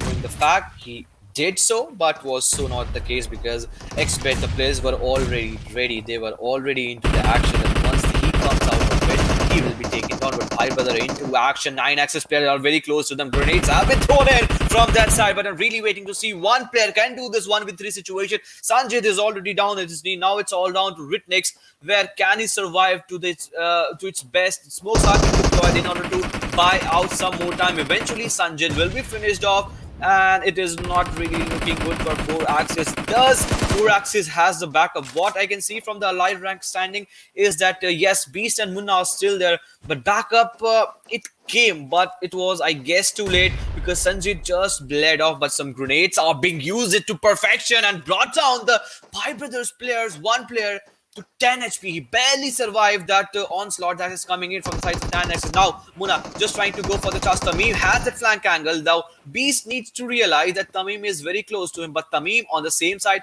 however, it will be good if he goes for those bandages and healing himself up. But so it's not the case. BhaiBrother players are taking them down. But Yamin Bhai, look at his position. They are now facing the brunt of two things. One is the blue, and second is the onslaught that is coming in from the sides of 4 axis. Both the sides collateral damage has been done, and it's now all down to who finishes which team first. 2 players are brought down from the sides of each team, but some other fights are also being erupted where Python are also fighting against some other team. But Beast gets finished off. Playzone takes Yamin Bhai down, and Team 4 Axis have really shattered the hope of BhaiBrother to flourish and bloom anymore into the game, because they are already down to 2 players. And when we were all away dispersed into that fight, we were so much concentrated that we just didn't see that one team has been eliminated. Absolutely, and for now that is not looking too good. But on the other side, talking about Python also, Python are not looking good this time around. They have lost all three members of their team and are left with only one BFS on the other side. Look at that in the kill feed, taking down Steel Shot from the side of VNM Legends. So BFS is certainly playing their cards right. Even though they are outside the zone, they're only a one-man army, are trying to get as many points as they possibly can, and it is working perfectly in their favor. BB on the other side, as we see in the kill feed once again, Oxygen is the one that is in their crosshairs. BhaiBrothers did take on a fight, but eventually will be sent back, eliminated into the lobby, and this is not looking good for the side of BFS as well. They did get that one kill. They did take a fight against Venom, but eventually have not been able to get too much more from that fight, because the knock was confirmed, but a kill was not given away from Venom. So again, Venom looking pretty strong with all 4 members still alive. We've got teams slowly and steadily, all of them slowly just going back into the lobby, because there are just one-man army teams that we are looking at. But alongside that, as the conversation moves on forth, fights are being taken place all across the board. 12 teams remaining. We've got 20 minutes into the game. This is not looking good for the side of TRZ, as Mortem tries to create a very synergistic push towards Pubg right here, and Pubg has none the wiser, no information apart from just the fact that he knows he is being pushed on along. Mortem now again trying to push and get into the zone. First things first, of course, that is going to be the priority from this team's side. But as they try and do so, they are running out in the open, and it is XBET that they do end up capitalizing upon. Frost was the one from XBET who was in their crosshairs, has been knocked, but eventually, because Mortem was running out in the open, they have been caught off guard, and it is TRZ's Mr. 7 who will be able to blow things out of proportion for Mortem. Sadly, thus implying that Mortem are now left with a 2-man army, and one player has been knocked. TRZ's Mr. 7 is trying to hold his fort for as long as he possibly can, as we clearly see. Indeed, he is just trying to buy out some more time with the help of all utilities and those grenades and those molotovs. But Mortem really need to take care of them, because the blue is coming out. TRZ will be going out in the open. Players are going down slowly and steadily, one by one. But Mortem ES really need to think about that. This is now the 6th zone that is trying to make a close in. That means the damage will be unbearable. If they have the ample amount of first aid, number one is that they really don't be wanting to get exhausted, because it's just the 5th zone and there are a lot of teams that are still alive, but slowly and steadily players will be taken down. 046 is just trying to apply that first aid. 9 first aid is what he is having right now, and he is just waiting when the last player from TRZ RA will be coming out in the open. But he does one mistake, and that is that he tries to prone down in the situation, and in that thing he can go down one by one. And here we go, Mortem ES does one more mistake and has been straight away denied those 15 points of chickener that they can have, and they have been thrown to the lobby. But what am I seeing? VNM Legends first in today's game, they are on the back foot, where all of the players have been lost, just the Kabila surviving. So this is the player, can this bring that X factor thing, because he is that replacement for Void for today's second game. In the last game also, he was the one in replacement of Void. Again, in the game of Miramar, can he be the X factor? We have to still watch for that. But 7C Esports realizing the fact that somebody is in that shack. One grenade, if that gets connected, a proper hook grenade, this can be a game end for VNM Legends.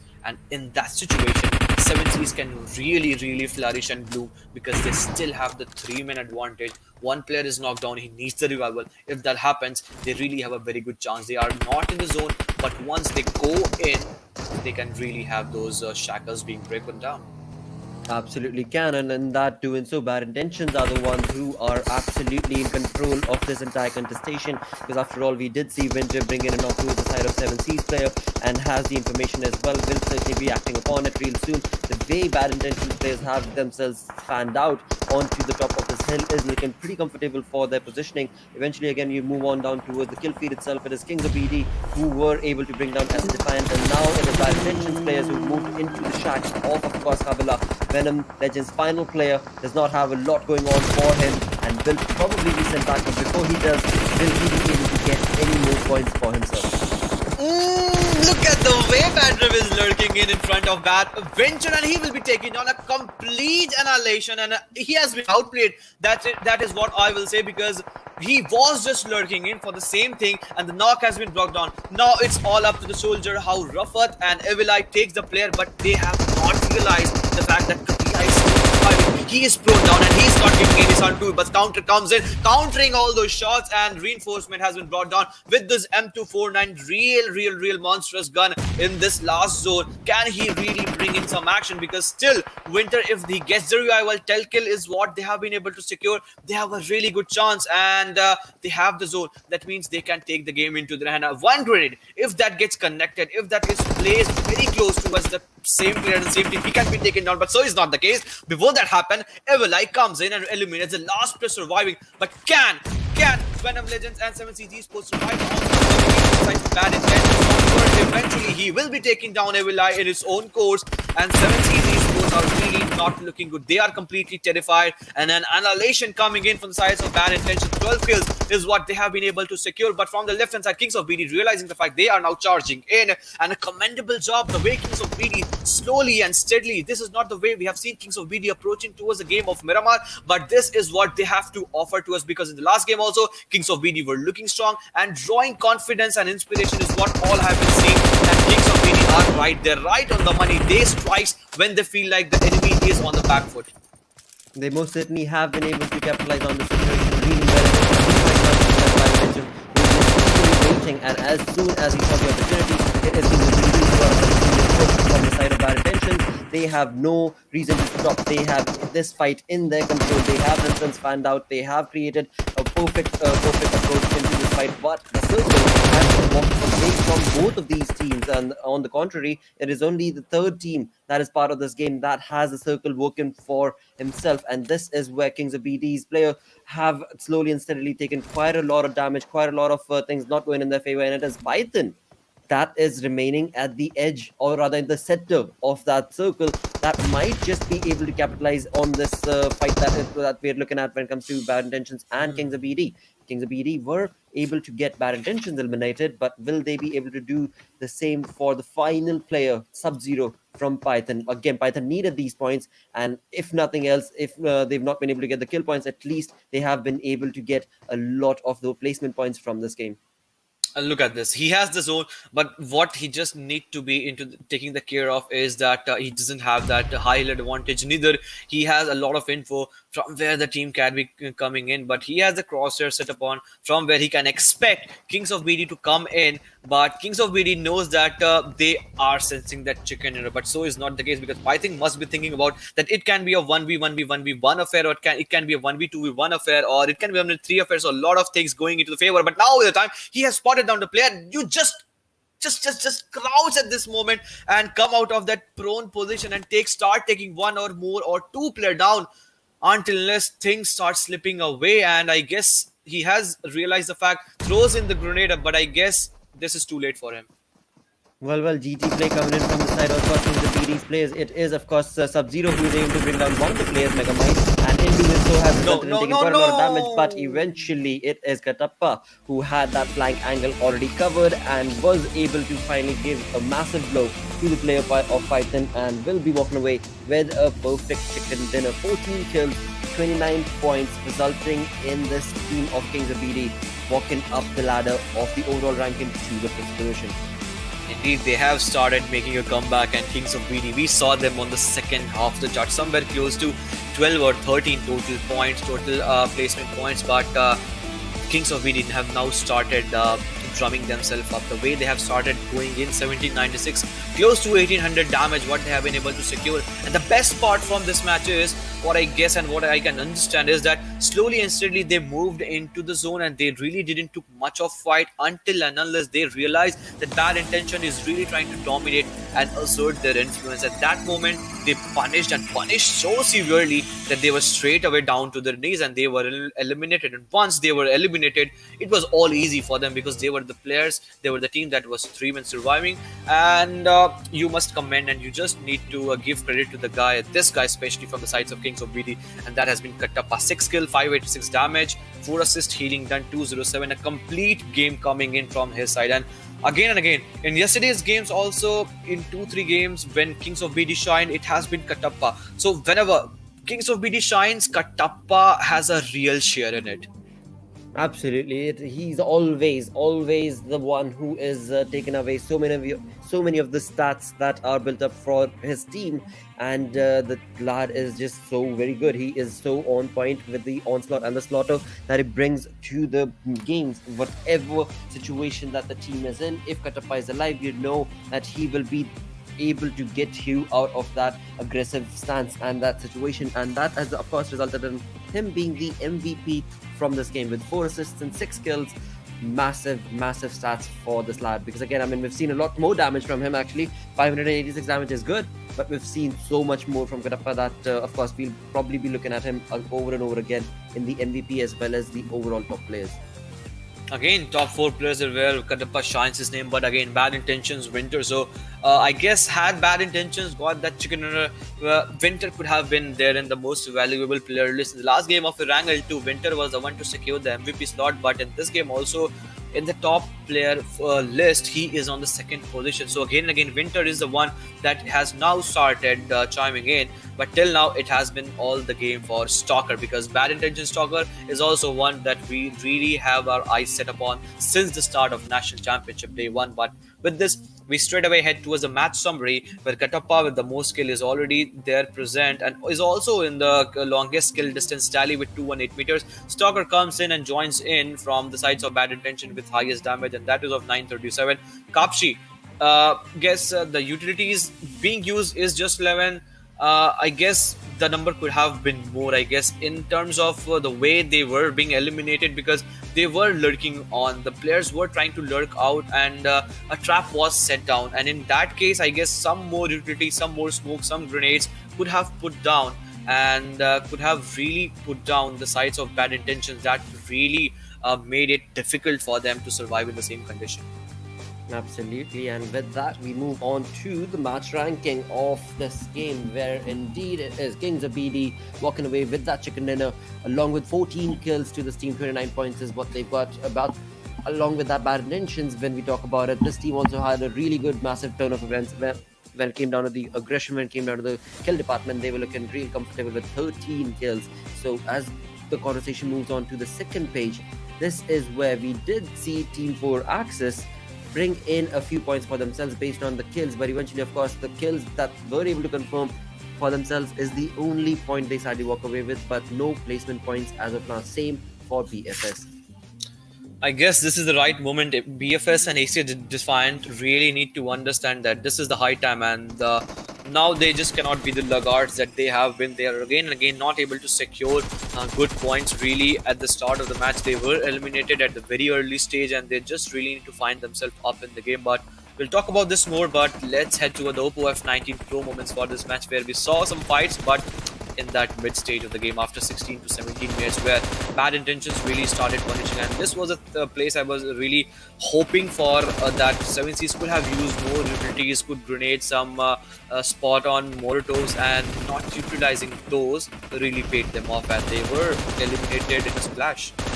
Absolutely, and right here we did see Fardeen try and bring in some massive blows towards the side of Bad Intentions, but eventually Kings of BD were in the better control of that fight and resulted in a 3v1 situation, the final fight against Python, where Sub-Zero from Python was able to confirm that knock but not the point. So he walked away with just that 1 kill and of course the placement points for his team. Now, conversation on the overall standing, well, it is pretty straightforward and clear. 7C, with the kind of performance that they have been able to showcase, have moved on down to the third spot, but Bad Intentions take the second spot away from 7C Esports. And again, VNM Legends have a league of their own, so I don't think there's even point to mention that team. So I mean, look at VNM Legends on 241 points and XBET on 7th position, 141 points. I mean, massive difference on the first page itself. So VNM Legends certainly has a league of their own, but all the other teams, they are slowly and steadily chiming in along, especially from the 4th to the 8th. One good game for these teams, like for example Kings of BD, they can actually jump into the top 3. Indeed, it can be the case, but till now we have seen some really good game coming in. Python TZ also had a very good game in this last one. They did secure that second position that coming in from this match, and it was not easy for them because he was the sole player surviving, and he got that zone. He find themselves into central circle, but I really wanted him to get out from that prone position and go to that crouch, and things could have been different, but so was not the case because it was all down to the one player that was surviving. But moving on to the third half of the chart from 17 to 24, where we find Mortem ES and AcidDEFIANT, the two teams that I really want to highlight here. They are playing the match constantly. They have the next two matches in their favor. Now I really want them to be on that at least 17th, 18th or 19th position, just not in order to slip down or maybe to 2021, because they are on 23rd and 24th position. They are on the top 24 ranking, but the point difference between them and the team that is from 25 to 31 is not so much. So at any point, at any moment, you don't know that any team coming in from 25 to 31 gets the chicken dinner and can topple you back in that fourth half. Absolutely, that is so very well said indeed, mate. With that, the final page of the leaderboard. Right now, it is looking exactly how it was earlier as well. There is not a lot of change over here, but the points, they are close. For example, for Team 4 Access, they have the opportunity and the option to be able to convert these games into their own saga, because after all, the teams that are around them, for example, Team SANGAI, TRZ Extreme, TREX, Unstoppable X, these teams are not playing these games right now. So, of course, Team 4 Access ought to be able to utilize the games that they are working towards. BFS is doing so. LEOPARD is trying their level best. And, well, again, it is close. It is real close for these teams to be able to, buck up and just get the next two games in the bag with good points to get themselves in the top 24, because that's what's going to count. That is the way you will be able to move on along and be a part of the top 24 and then the top 16, which will then result, of course, in the finals being played, where the money will be distributed. Indeed, it will be the case where the money will be distributed, and it all comes down to, at the end of the day, being in the top 24. So there is a sort of banter. There is a competition that who will be on the top 3, on the top 1 after the end of all 24 matches. But then there is some competition going in between those 21 to 31, I would say, because the teams are not looking good in that position because they don't have that point difference much in case of them side. So has been the case for the teams that are on the above side. But I really want to chime in for the teams that are on that fourth half of the chart. The teams like LEOPARD, they still have a very good chance, because 25th position from coming to 25 to maybe 20 is still, I would say, an easy task in the way, because you just need that 12 placement points and some kill points, and then you can cement the lead. Most certainly can, but we keep our fingers crossed and certainly see if that will be the case in the next two games that these groups are to play. With that, we are going to go on a very, very short break. Stick around. We'll be right back with game number 3. Are you keeping it real?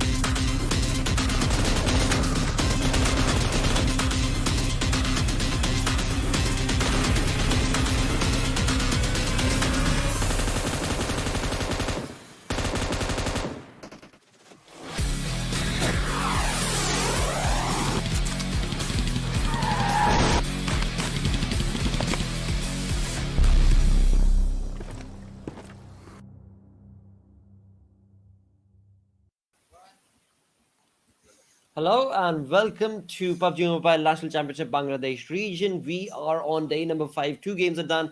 Third game is what we're going to be jumping into, and it is a huge thanks to Oppo for sponsoring and making it all happen. Hashtag Wook Up Your Fun. Oppo F19 Pro.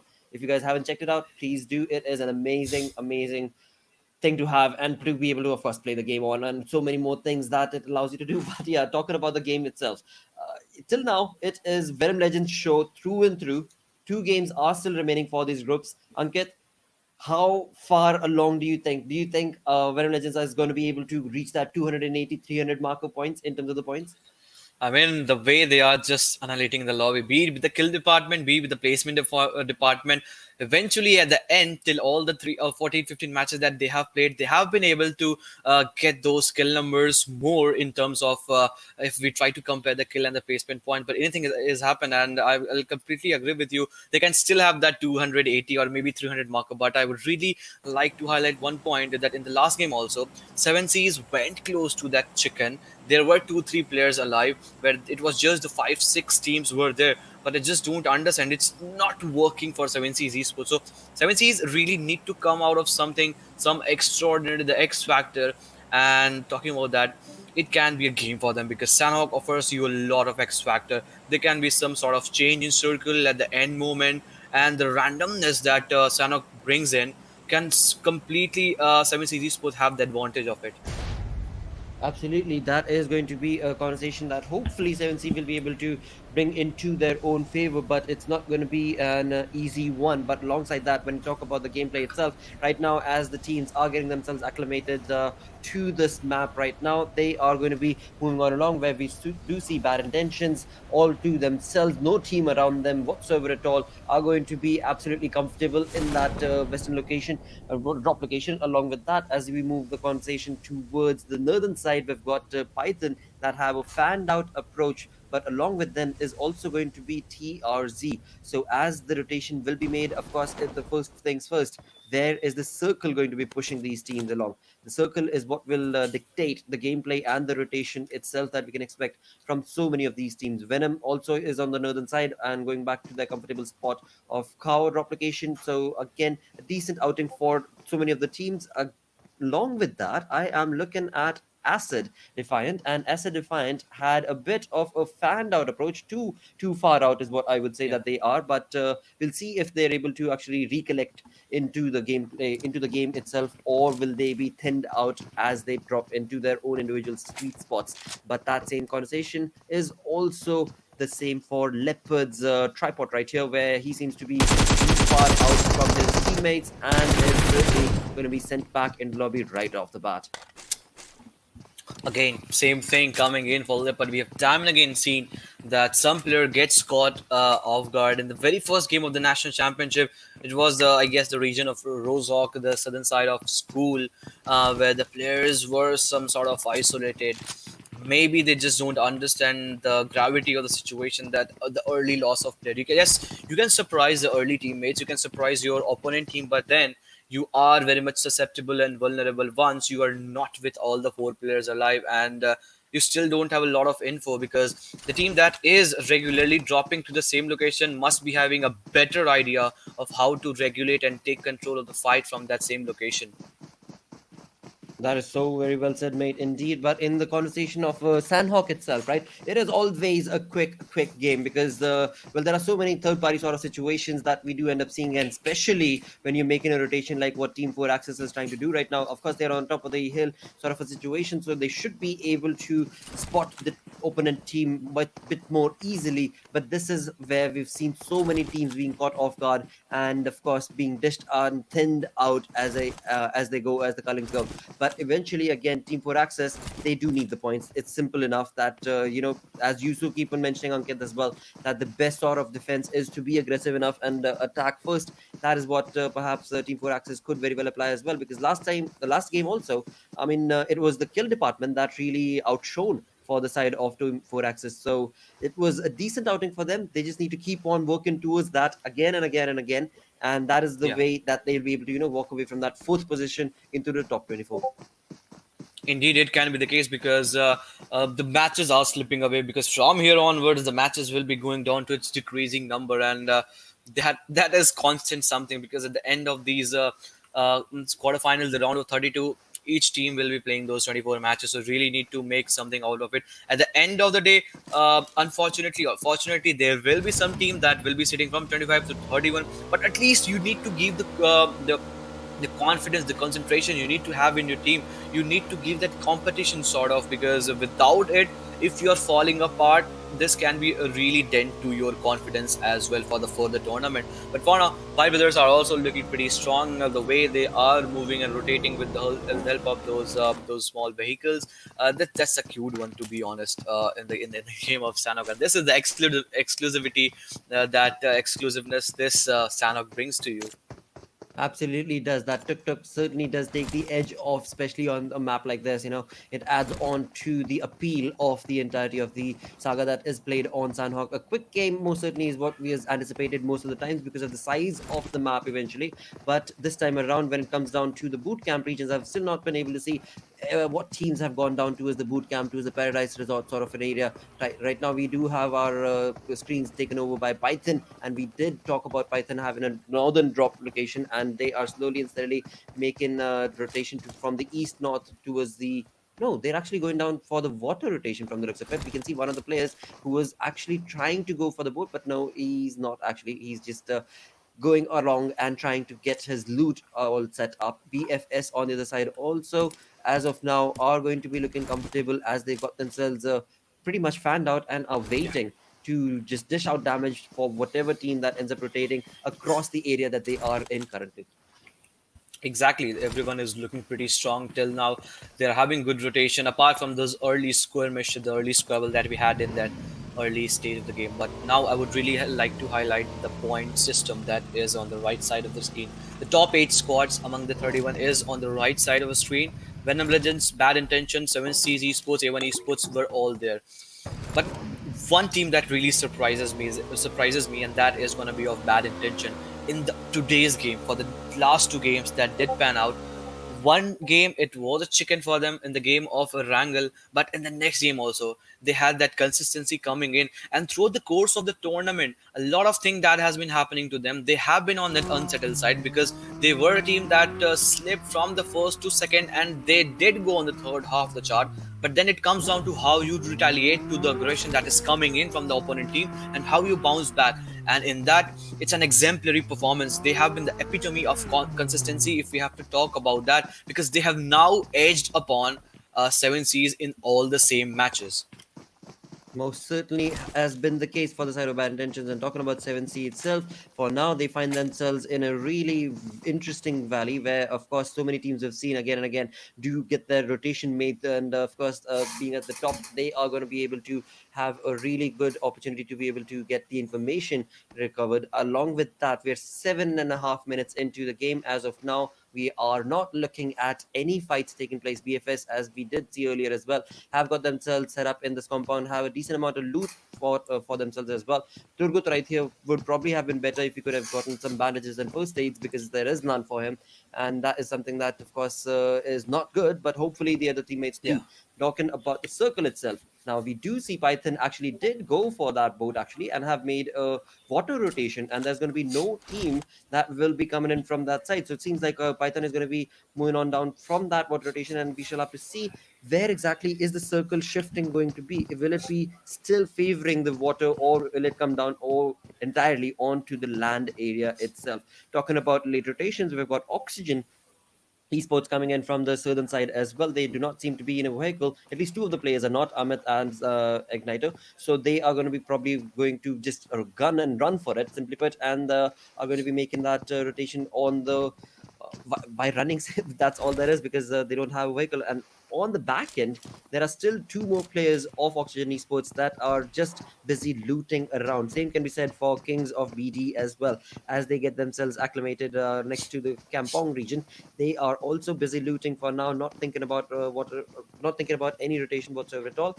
And Python's water rotation has worked out perfectly. There is going to be no team whatsoever around in the vicinity, so they can very well call this home for next few minutes if they want to, or they could run inland and look for better fights. Indeed, it is, but very good call coming in from the side of Python's player.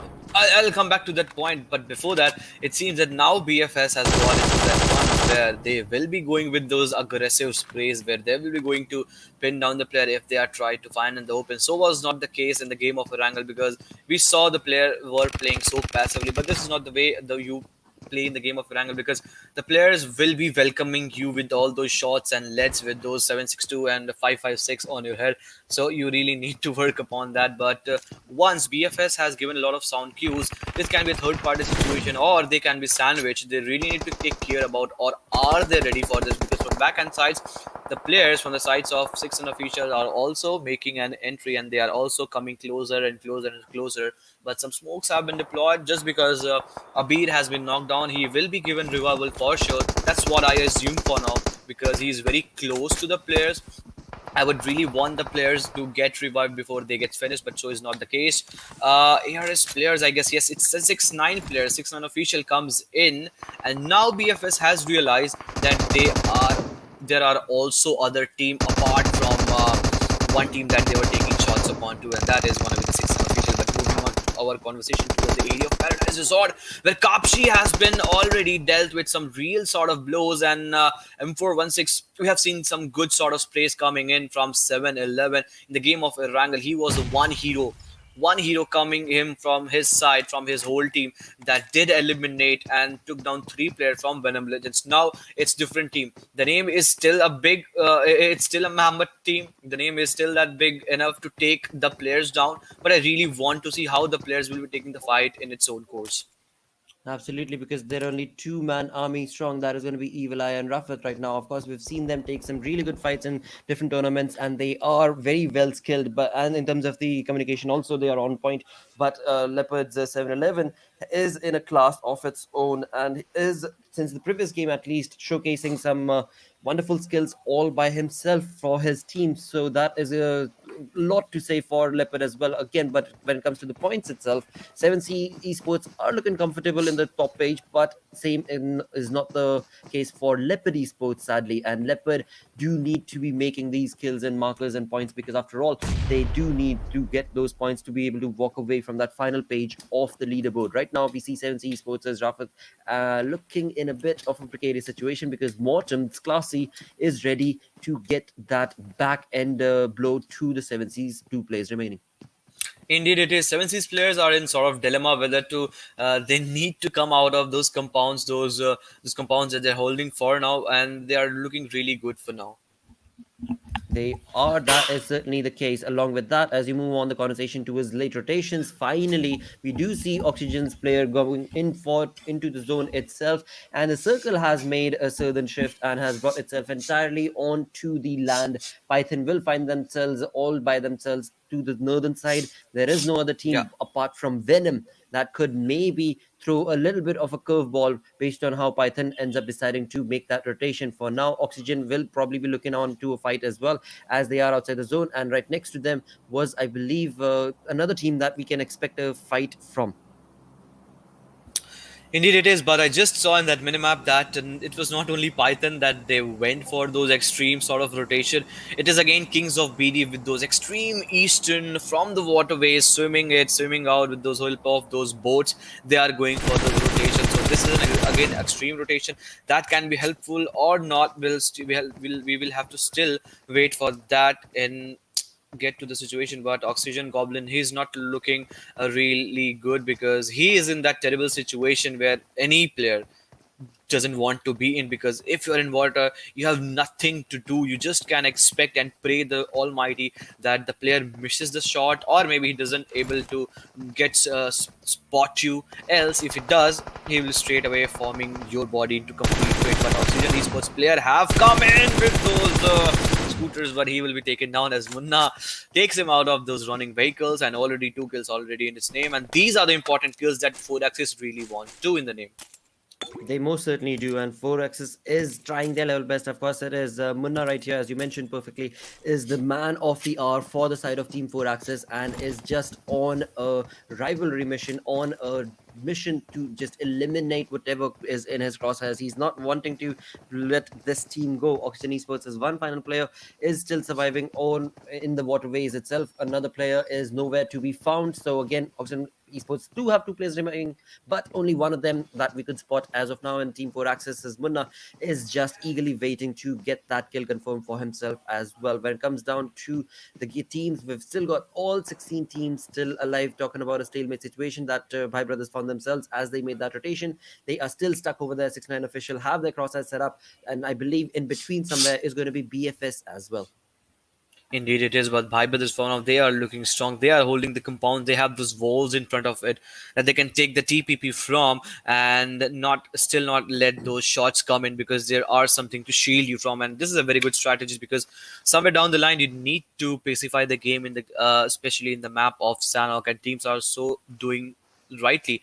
But Playzone is taking some serious dent onto the players of Kings of BD, because a moment back I saw Devil just got into those waters and he died. Now it was Shipu, so I just am not able to understand where Kings of BD are stuck, or maybe they are made to stuck, because maybe some players might have got their crosshair spot onto him, and the players are just not letting the kill go into a number, and they are letting themselves get into the water and then die, rather to give those easy kills and easy 1 points into the opponent favors. But for now, 6 officials are really punishing hard and hard enough that Silent Cloud will be completely shut down, as 2 players have been straight away eliminated. But look at this, Zombie needs a revival now, because now Silent Cloud have started retaliating. Well. We see that 6-9 official is now finding themselves in a bit of a curveball situation after all, because right in front of them is a Silent Cloud where they were able to get 2 kills, but right behind 6-9 official's position is going to be BhaiBrothers, and BhaiBrothers were the ones who were able to bring in a little bit of that third-party situation for themselves. In the kill feed, we see XBET tending in along with the damage being brought on down towards the side of Venom Legends players. That is phenomenal turnover wins, and Venom Legends Void has been confirmed killed and sent back into the lobby. So it is XBET also chiming in with these wonderful skills and taking on the players of Night. This is just perfect annihilation coming in for the side of Venom Legends. Sad state of affairs, being sent back into the lobby on the 16th position with 0 kills this time around. Indeed, Python was the one, I guess, that brought the final nail in the coffin, and Kabila was taken down. And as soon as Kabila was taken down, it was all end for Venom Legends in this match. But now move away to this fight where Silent Cloud, Balish, I seems it is, yes, it is, and Kobe Raz is giving a very tough fight towards the players of 600 official, and 600 official really need to take the fight in its own hand. But XBET, they are now really punishing why Python stole that last kill that had gone into the name of XBET. And with this, we can see some real SMG action, as one player has already been taken down by Wizard, and Wizard with his real gameplay making a mockery of what Python comes in with it. Beat be any case, the players are being taken down slowly and steadily. One more kill already on its name, Silent Cloud. The player that was hiding behind the rock also has been eliminated. And the last player from the sides of Python is holding towards himself on those big tree trunk. He is healing himself off. Now the question is, will he be able to survive, or how he will be able to make a rotation, because XBET players has their right set up on that tree trunk. And now Cole Balish, his name is, and he is facing that double whammy situation where he needs to revive himself up, and so he needs to take the fight. Absolutely does, but eventually again that can be the same case that 6-9 official will find themselves in, because the circle is going to be gunning for them as well, and they are still about 50 meters out. But Silent Cloud player, he can make a rotation away from this situation. He does not seem to have he's still pretty much stuck over there. It's more like a conversation within the brain itself, that is the team waiting for him up there or not. But right here, 4 Access moving on along towards the players of Oxygen Esports have not been able to spot him, interestingly enough, and Oxygen Esports players have a complete fan thinned out approach right here. Troop was able to get some damage done towards the side of 4 Access player, but eventually it is Goblin who got the better half of that fight. Point has not been yet confirmed, but Team 4 Access are certainly roaming around abouts and are going to try and get that kill confirmed. Will be able to do so beautifully enough. They've got 4 defeats till now. They were able to get 2 of their players knocked, but eventually I'm sure that will pan out, because all the team members are right around them. And finally, we do see from the east, Kings of BD jumping into the circle any minute now. Indeed, it is. Kings of BD can come in because Katapa is still surviving and he's the last player from his side. But I would really want to see how the fight is actually panning out in the area of Paradise Resort, where we are getting to see some real aggression being pushed in with some real strategic gameplay coming in from the sides of Mortem. Now, Mortem has been brought down to some players have been knocked down. They really need the revival, but can they survive the brunt that is incoming? The grenade, but the barrage, the spot on Nate from the sides of Bad Intentions, because they are still 4 men alive. That means they can make the most of the situation. 3 players are charging in from the right hand side to make the most of the situation. Does Mortem Esports has the realization? It seems that no is the case, where Mortem Esports they were just randomly running in the open, just trying to get shelter of those compounds and have been severely punished. Now, once Bad Intention Winter gets close towards those entry of those compounds, he needs to realize, he needs to understand that Leopard players are already there. A prone shot I could already saw in that animation, but no is the case as he has been taken down. But no, eventually Winter.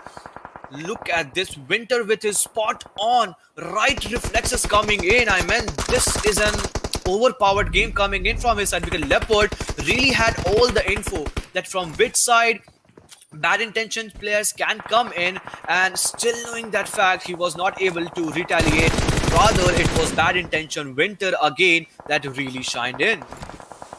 Well, Kings of BD were able to get into the zone, but sadly did not survive for long, have been sent back into the lobby with 0.0 kills. Team 4 Access looking pretty comfortable with the 6 kills that they were able to get. Decent turn of events, decent turn of points for the side of 4 Access, and they highly do need that going on for themselves as well. Leo on the other side, which is going to be Leopard team. There is only 1 player surviving, that's going to be 7-11, and this guy has been phenomenal, but this is not a phenomenal play when you burn yourself out.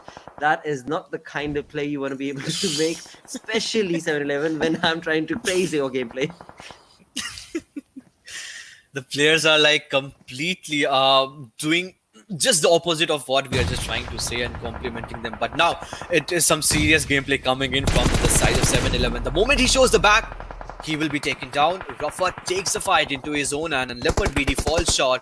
But the question is, once 7C's players comes out of the blues, they will be taken down. As from the backhand sides, Bad Intentions were already there. Now it's all down to TRZ and Bad Intentions into this area. Well, GT play coming in from the side of BB right here, because BhaiBrother have been on the move for quite some time. BFS have been trying their level best to bring in some kills for themselves. They've got 4 kills for the moment, and as Bad Intentions Winter takes on a fight for himself, it is TRZ's Pew who's going to be jumping in along and get the better half of that situation, because after all, audio cues, that is what the game is. That is especially what the game is on the map of Sanhok. We've got so many third parties taking place right here. BhaiBrothers again chiming in along, already at 6 kills. These dudes are looking phenomenal. Tamim right here does require a little bit of a help, but will that be given? It is going to be a tough conversation to be had, because after all, the circle is not allowing any of these teams to wait for or give that revival to their teammates. The moment BhaiBrother's player just stepped into the house, the player's crosshair was right set into from where the players could have expected him to come in. And that was the case. If the player was taken down, he received a humongous amount of shots. But in the area of Paradise Resort, a complete chaos has been taking place for the last 10 minutes.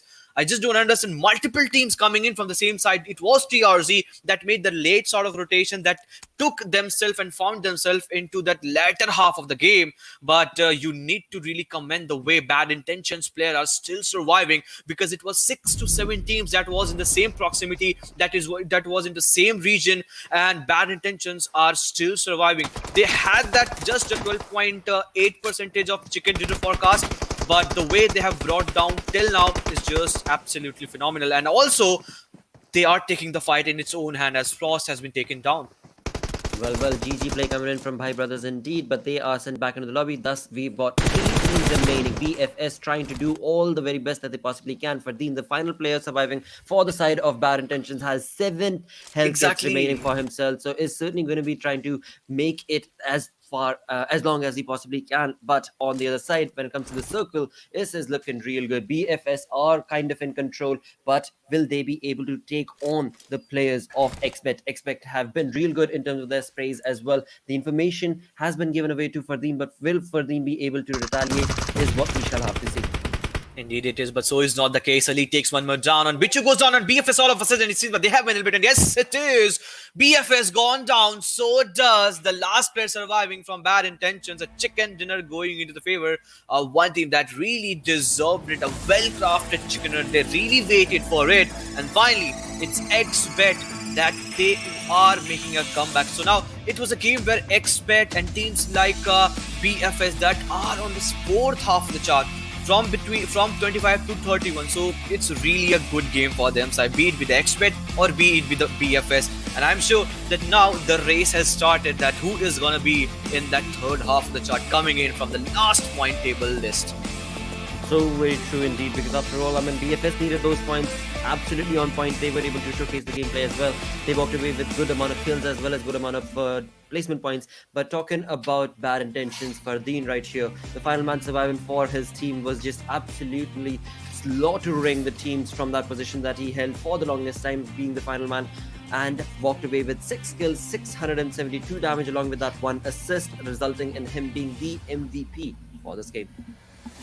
Indeed it is, and he has also done that 336 healing done, and just in that case he could have gone for more first aid, but I guess he just slipped with 1 second before he could have pulled in one more first aid, and he could have elongated elongated the match for pretty more second, maybe 10 or 20 seconds, but so was not the case. But the top players for this match are straight away onto TV screen with BhaiBrother. Yamin Bhai is again shining, and for the first time I guess it's BFS Bichu that is joining into the frame at that third position. So again and again, this is what that we have been constantly talking about. BFS really needed to buckle up their seal base, really had to be on their toes, and now they are showcasing up. Also in the match summary, as Bichu has that the name registered himself into that longest distance skill of 171 meters. So somewhere down the line, they are making an impact.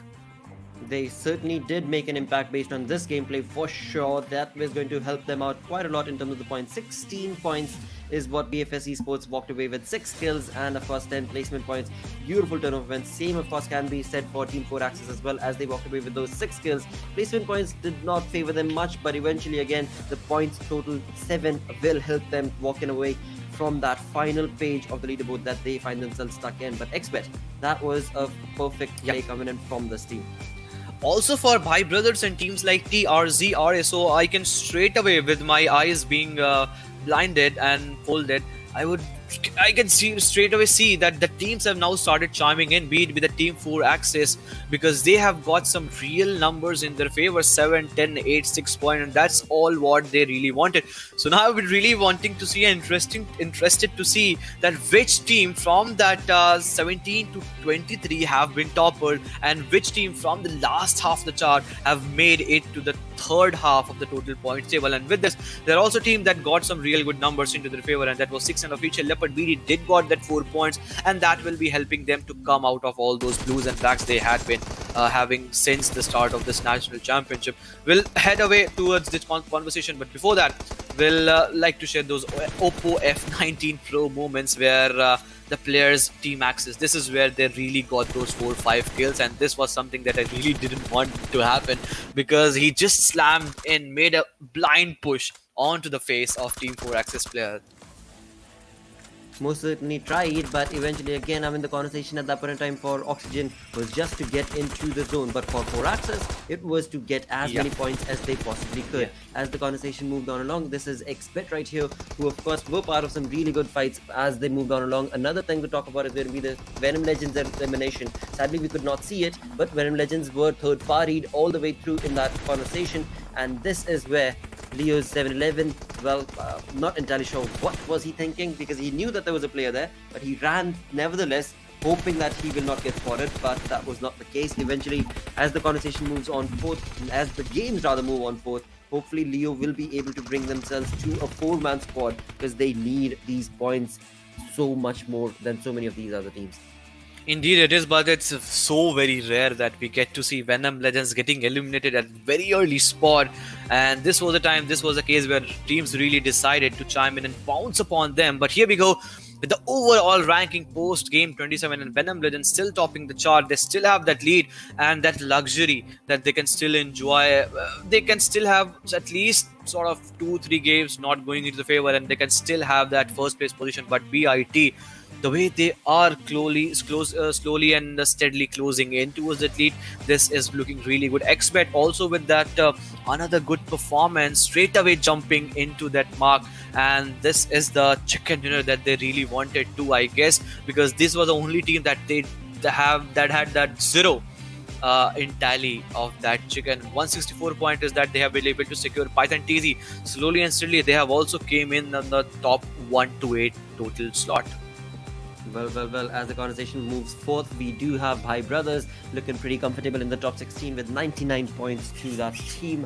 Absolutely perfect play coming in for that side. NRZ Esports right here on the 16th position. But of course, this team will be playing the final 2 games for the day, and they are going to maybe be able to topple over in the top 16 itself. But as the conversation moves on to the third page, now this is where so many of the teams are, and this is where BFS Esports have made a wonderful lead for themselves. 56 points is what they're sitting on right now. Of course, it's a little further out from the XBrothers position, which is going to be on 69, but XBrothers is not playing the game, and BFS still has one more game remaining for today. So hopefully they'll get closer and closer and solidify their standing in at least the third page and not get lowered down. Indeed it is, but there is a lot of difference between the team that is on the 19th position with 84 points and the team that is on the 22nd position. So BFS can cherish and can have that good time for now, because finally they have made onto the third half of the chart, but they really need to get those points cemented. As we can see, from 56 to 52, a lot of teams have been shared. Close to 5-6 teams are already into the radar, and LEOPARD is also not much behind them. They have slowly and steadily started climbing up the ladder, and 49 points is what they have been able to secure, and they are at the 26th position. TR's Extreme State, they are the team that is still holding that 31 position, but Team 4 Axis, this is not also looking good, because 32 total point that is they have been able to secure, and they are on the second last position, and that is the 30. This is not absolutely looking good for them. They just really need to come out of all the blues that just a BFS did show them. Absolutely, and I mean that one good game is what BFS needed, and that is what has resulted in that team jumping onto the third page. Hopefully, Team 4 Access, as they have picked on the baton of aggression, will be able to get hopefully into that sort of a play as well and get themselves away from that fourth position. Same can be said, of course, for LEOPARD as well as Mortem. But right now, before we jump into the fourth game, we're going to go on a very, very short break. Stick around, we'll be right back.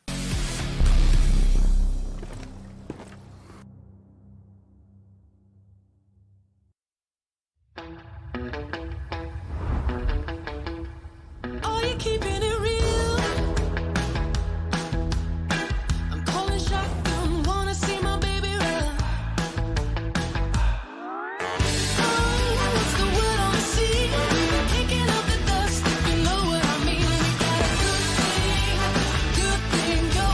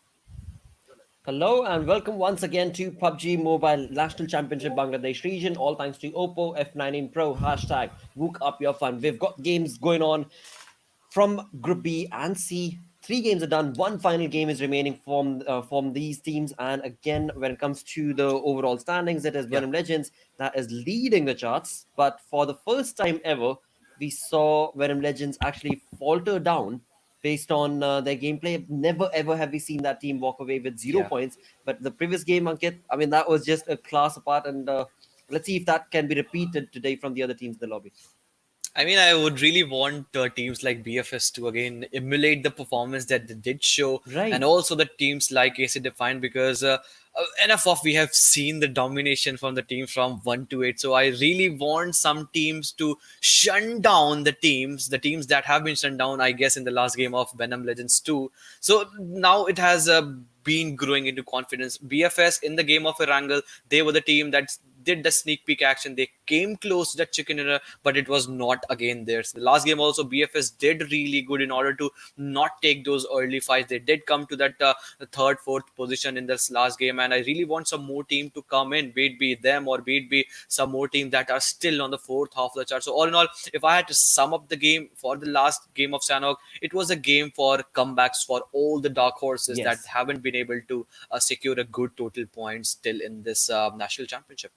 Would 100% agree. It certainly was a comeback for so many of these teams. Hopefully, they're able to continue with that sort of a gameplay into this final game that these teams are going to be playing, or rather, these groups are going to be playing for today. Because after all, after this, we still have two more games remaining after this map of Erangel. So, talking about the map, we've got the flight path on our screens where the flight is taken over from military base, going all the way towards northwestern side, and that's going to be towards shooting range, and is going to allow so many of these teams to once again go down to their comfortable spots. When it comes down to Kamishki, Lipovka area, we haven't really seen a lot of teams go down towards that region, but Yep. Miltup as well as Miltup Power, there are teams that love to go to that drop location, and that could be a little bit of a tricky situation if they are still planning on going over there, or are the teams going to be dynamic enough to, on the last moment, choose a completely different spot? Well, we shall see. We have Leopards taking on their Primosk or right off the bat. We've got Venom Legends already also in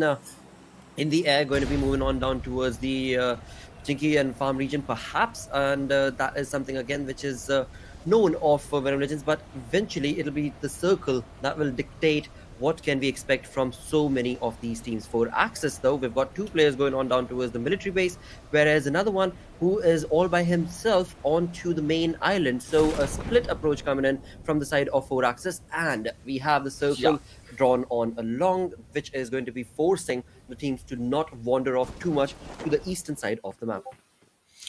Indeed, it is. As just perfectly mentioned and summed it up how the teams are actually going towards and making a closing towards a favorite drop location. But already I can see some red heat wave coming in from the sides of six houses. I guess that means players have already taken the fight, and yes, Mortem Esports might have faced the brunt of those players from the enemy sides that have jumped in into the same radar, into the same vicinity, and one has gone down. But still, we haven't get to see who was that same player, how the fight actually did pan out. But let's talk about the team like Leopard. So now Leopard, all the three games, I would say it has been a decent enough. If I had to compare the today's three game from the rest of the game that they had played in the past, today has been a bit of more sort of on the confidence part, where 7-11 from his side has been absolutely playing well with the game of Erangel, or the last game also, where we did see them eliminating some more team. Eventually, they were stuck in the area of Paradise Resort, where there was already 5-6 teams trying to make a rotation, and it's really get tough if you don't have those X factor or plan B or plan C to come out of all those blues. You will not be let allowed to come out of it, and so was the case of Mortem. But in these sort of matches where the circle is not so hybrid, it is sort of uncanny the way the teams can go for those approaches, as Mortem has brought down to three players. The circle now is in their lap, so I guess this is favoring them in sort of they don't need rotation in the early stage of the game, that means you are already taking away yourself from those early fights. So Mortem Esports, 3 players, they are still looking strong for my side, because in the last game also they did have a good outing. All they just need to do is to have those consistent performance coming in. But Oxygen Esports, what do you have to say for this team?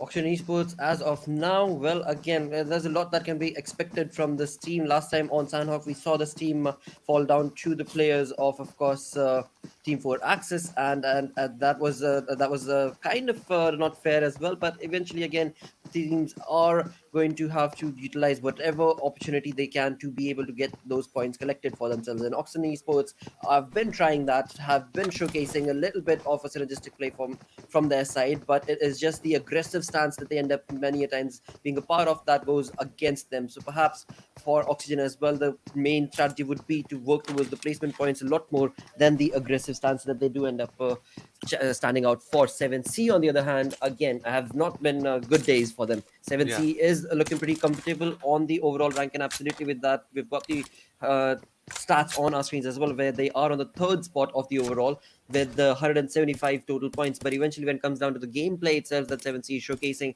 the days have not been too good to them. And hopefully, this final game for the day for 7C, will be able to give them a better advantage and maybe even a chicken dinner. Indeed, I will really happy to see if they get a chicken dinner, because already there is a lot of contestation that is going in between 1 to 5 to 6 to 7 to 8.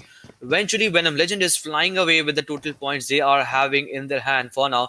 But if we see the point difference between second, third, fourth, and fifth, that's not so much. That can be countered and achieved in one match if they can get those chicken, or maybe a good kill or high fragging game. For now, it seems that Python is looking pretty good for now. They are looting up all those warehouses that they find themselves into the area of where they used to drop towards the same location. Auto aim is the player that we are looking up into the screen. They are on the 8th position with total of total 40 points. Average damage is 697. So all in all, a good stats also coming in from the sides of Python.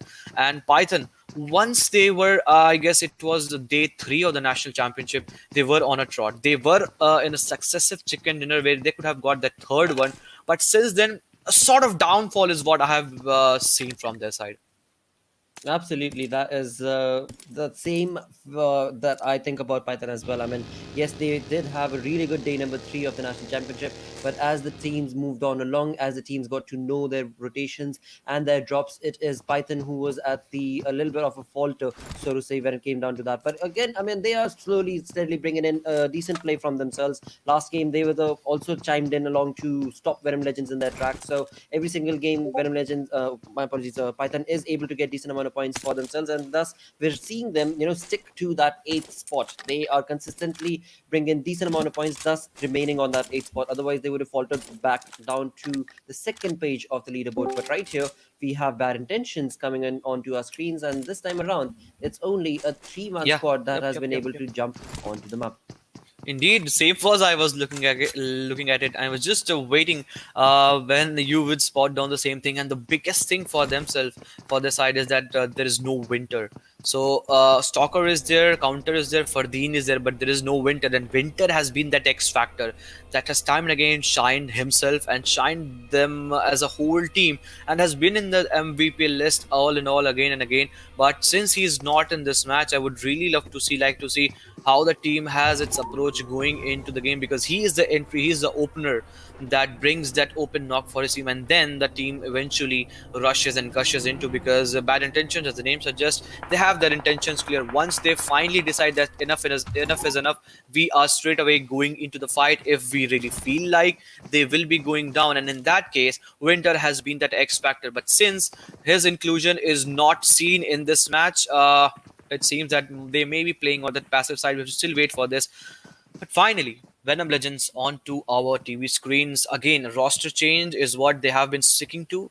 Kabila in place of Void. Void has been fulfilled by Kabila in its place. So a sort of change in its position, in its way they are aggressing towards the game. In the last two games, it hasn't gone their way, but they're still trying because they still have that privilege. They still have that cushion that even if 3-4 matches doesn't go in its name, doesn't go in its favor, and if they are eliminated, even at the earlier stage of the game, they still can enjoy sitting at that first position.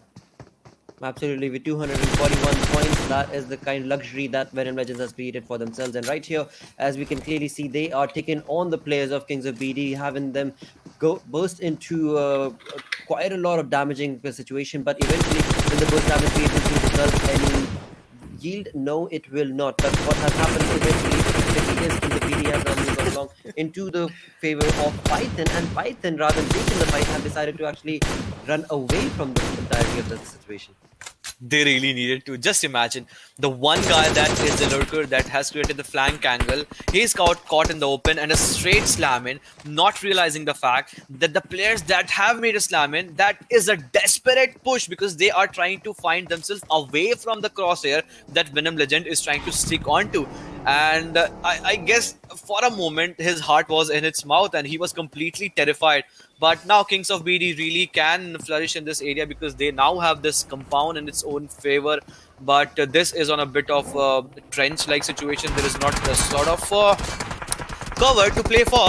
But what am I seeing is the sheer aggression coming in from the sides of Venom Legends. All the 4 players, without bringing any knock, they did do some damage, have started to push in, and Katappa will be punishing him with this absolute stunner of a spray coming in from the side. If this grenade comes in from Nightwing, things could have been different. That came in, that did 20 damage, but still was not enough to take him down. Now it's a head-on-head fight between Kings of BD, Night, and Venom Legends. Today, the first 2 games has been in the name of Venom Legends, but look at this. They will OP on the left-hand side has been knocked down. That means continuously, constantly, Venom Legends are taking 2 fights. So in this case, if Kings of BD realizes the fact and read the situation carefully, Kings of BD will have a very good chance to really pin the players of Venom Legends down.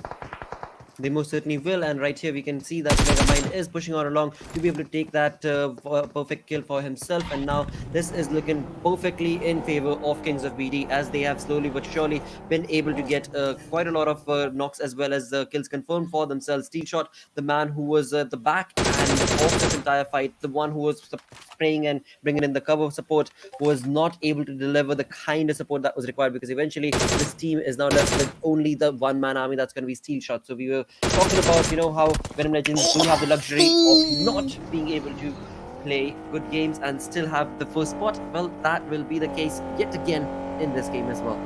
DP versus DP. I guess the players Megamind from the sides of Kings of BD might have that 6x, and Nightwing, that the last player surviving from Venom Legend, had that 4x, and in that case eventually 6x will be helping you get close to your enemy heads, and that was the case in which Venom Legends was completely wiped out. So you have the aggression, you have that experience on your back, but now the lobby has turned out into a way that even if you are Venom Legend, it's okay, you can show the aggression, but we have some strategies lined up for you, and you will be thrashed down, you will be put down, you will be shunned down if you are trying to do so. But for now, it seems that AcidDEFIANT players are in a lot of deep trouble. They are terrified, they are in a dreadful situation where they need to revive the player. The players are making a rotation with the help of those US that they are trying to do. Demon need the revival as soon as possible, and Duke is the one, I hope, is going for those revival, and some players are already holding those ridges, those mountain sort of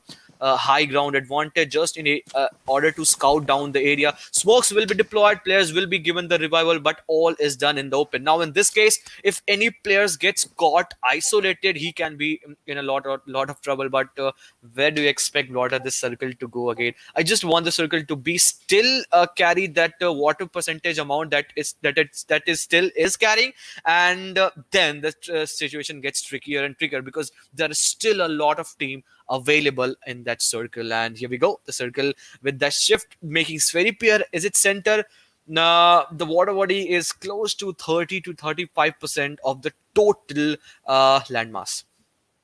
Most certainly, and this is now where we shall see a late rotation coming in from the side of Silent Cloud, and along with that, we've got the second airdrop also being brought on into the game, and Python have taken on the players of 7C, where Python was able to get a knock, a kill. As of now, probably has not been confirmed, but let's see what sort of a fight will they be bringing on to themselves. It was a spray based on the rotation that 7C was making apparently, and Python's auto aim was the one who was able to get that not confirmed. But eventually, the placement of the player of 7C, this is not looking good, because eventually it is going to be difficult to get that revival confirmed with auto aim pretty much set and ready to decimate his opponents.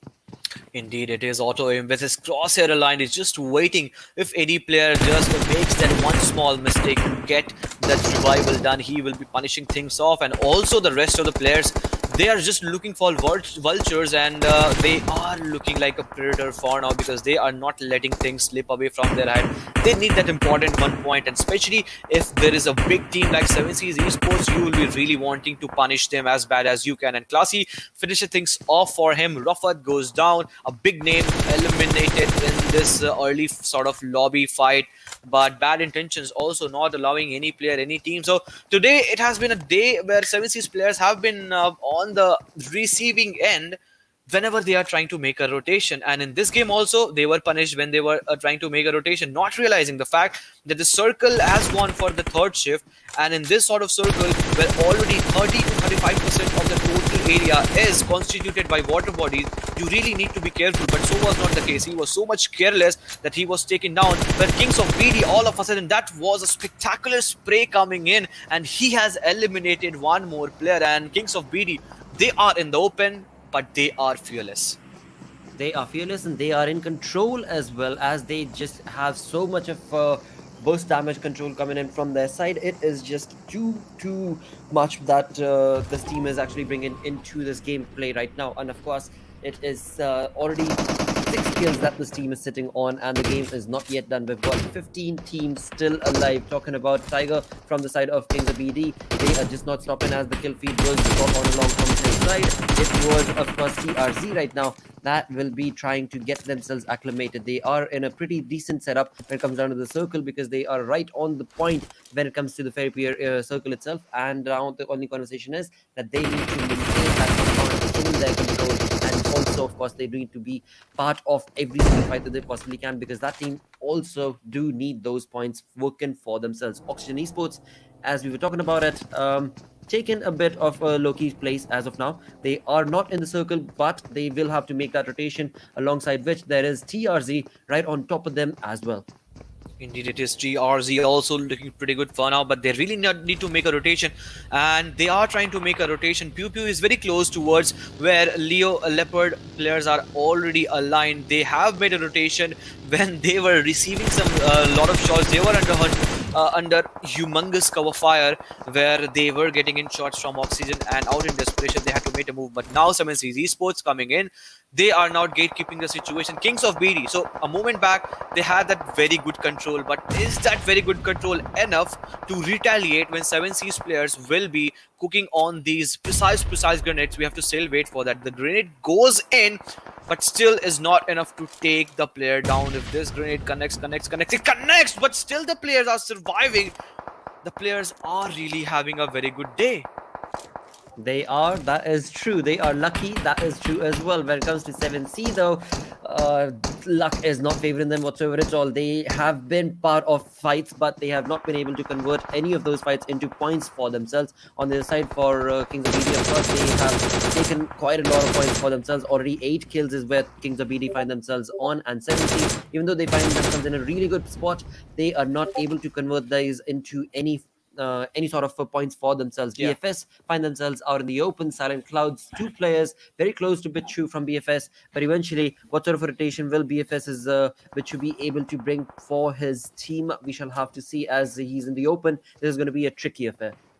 Indeed it is, but BFS, now this is what confidence helps you. BFS players have exited from that vehicle and are willing to take up the fight. So now this is where the fight between BFS and their opponent gets strong all in all. But if we have to talk about luck, so that's not every time it is going to be favoring you. Finally, a grenade comes in, puts the final nail in the coffin. Bad Rev removes the resistance that was being offered down, and Kings of BD, they have been punished for the sheer real aggression. They had been chances where grenade was not connecting well, but 7-6 players were just not willing to go into any sort of gunfight. They were not, because they know that they have already been brought down to 3 players where Rafat has gone down, and this is an important match for them because this will be the last game for themselves. But it seems that they are now also receiving some shots because they were not careful, that some players were already aligned on the backhand side and some backstabbings are being done. Well, BFS from far out there are still taking on fights and have been able to give a knock to the player of Mortem. Eventually, BFS Fardeen has found himself on top of the shack and is now going to try and get those fights converted into his favor. Sparrow right here from the side of Silent Cloud has been knocked. There will be Kavlash right next to him, so the support will be given, the revival will be supported. But eventually, again, what sort of a play will BFS be making from this point? Because after all, they have been part of so many individual fights. They have given away the information. They are in the open, and that is not the kind of play that you want to be making. But eventually, again, if they've got the utilities, they might just be able to get themselves out of this tricky situation into the center of the zone as well. Indeed it is, but the circle is not favoring them. The circle didn't favor them. Eventually, it was not under their control. But what they can control for now is that they can really go for all those fights. Apart from those snaking actions, Pichu spots him down, will be taking him down. And the Silent Cloud, all of a sudden, they are also being silenced. But Pichu with his spray takes one more down, I guess, and it's the end for Silent Cloud. With just 2 kills is what they have been able to secure. So now BFS coming in from that side is also looking strong. They have that manpower advantage. Even if they get close to 10 or 12 points, this is where they will be looking up to cement their place in that overall chart. They most certainly will be. With that, we've got Oxygen Esports' players right here, still part of that compound, do have to make that rotation into the zone itself, where we did see TRC was part of it as well, and they are creating the smoke walls. That is what is going to be running in, gunning through towards the compound of Leopard from the looks of it, and they've got the information as well, based on the kind of smokes that they've got set up. It is going to be a clear, straight path that they will be delivering through, and Scissor on the outside onto the flank angle, as well as the conversation moves down towards the 7Cs players going up against Team 4 Access. This is going to be not so easy a conversation because 4 Access are trying to get themselves set up for some decent amount of points, but they don't seem to be in a position to be able to do so properly because they are surrounded by 7C's player as well as Python from the other side. Indeed it is. Python, one player, is making a lot more difficult for the players, for both the teams, to survive in the same vicinity. There is a ditch and none of the players from any side is willing to go into that ditch, but 4Axis doesn't have the exact location, and joining the party, joining the frame, BhaiBrother says that yes, we are still there. We will now make it more dreadful and terrible for you to survive in the situation, and backstab is what 7C is really needed to look up for. Yamin Bhai takes the final knock and final kill has been brought down. BhaiBrother really secured 2 more kills into the situation, and Leopard has also been eliminated. Now BhaiBrother really need to take care about that. On the right hand side there is one more player, and that is from the side of Python TZ, and he is really hiding himself good in the way he has been engulfing himself in the smoke till now. But on the left hand side there is a sort of slope where 9 Axis players are already been positioned. So BhaiBrothers really need to either go out from the situation, or if they are surviving here, they need to eliminate those close enemies that are already ready to strike them down. Absolutely, and along with that, the other fight that we were looking at when it came down to Oxygen and Leopard. Leopard has been sent back to the lobby. That was interesting play coming in from the players of Oxygen, and right here coming back to Tamim. He does know, of course, that there is a player there who is creating all of the smoke, so he's just going to start utilizing all the utilities that he possibly can, and the nade will do the trick. Sub-Zero is back into the lobby. Python with 0 points. Indeed it is. Python leaves the lobby with no points into its name, and this is going to hurt their chances that the way they were still surviving. But BhaiBrothers are out in the open. Tamim just trying to make a close in. He had that info, but an extreme, insane reflex coming in from his side and removes the last player that was trying to take the shelter of that small sort of destructed house. And with this BhaiBrother coming in from the eastern side, they have eliminated 2-3 teams within a blink of an eye, and they are completely looking all in all with a good intentions when they are trying to take the fight. But BFS Esports, they also have a very good chance. All they just need to do is to not do these silly mistakes, those rookie mistakes that can be really detrimental. If this grenade connects, this can be a day end for them. But the grenade is not so long until and unless bad intention stalker from another angle with some synchronized grenade comes in and takes more player down, and this is where BFS, it gets really difficult for them to survive, because from most of the angle, from multiple angles, they are receiving the shot. So what I can see from their side is that BFS can take the fight if they are being shot from one side, but not if they are being pinched down from multiple angle. And I guess BFS, it can be a day end for them, but still Bichu and Turgut is surviving. They certainly are surviving, and they've survived for quite some time actually. But now the conversation is that the information, of course, has been given away to the players of bad intentions, and when it comes down to BFS and their approach to enter this small little shack is not going to be able to favor them, because perfectly set up nades will be the demise of this team. But decent turn of events, because they did walk away with 3 kills on the 6th position. So again, points in their favor. I really wanted to take them at least head-on-head fight. At least don't go this way down that you really did, where you will be just a fish that needs to be come out of the water, and then you will be in so unsettled position where you can just want your master to put yourself back into the water to breathe in. Rather, you should have taken the fight, but so was not the case. But now, let's head toward the fight that is happening towards some compound, and where AcidDEFIANT is really possessing a challenge, where 6 official were already positioned, and they really have a good chance, because AcidDEFIANT, we already saw them down towards their overall chart. If they really want to go this fight into their favor, they need to eliminate 6-9 official, and they are doing so. Grenade comes in, and finally the coffin has been brought down, as 4 kills already into the name. The player has been knocked down. Duke has been knocked down. That means Bot Skull will be giving the revival. But the best part for them is that they need to just move an inch into the zone, because they're still holding the edge of the circle until and unless the circle went for the 6th shift.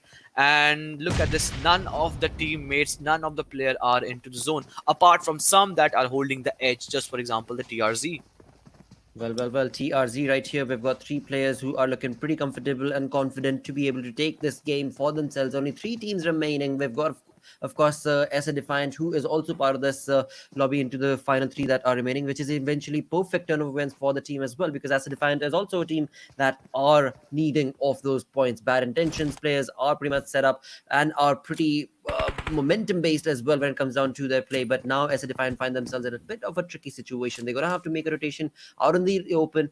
On one side is going to be TRZ, on the other side is of course going to be bad intentions players. The TRZ have not yet spotted Duke from the AcidDEFIANT players, and this is where AcidDEFIANT could very well get themselves a few more points before they make this rotation.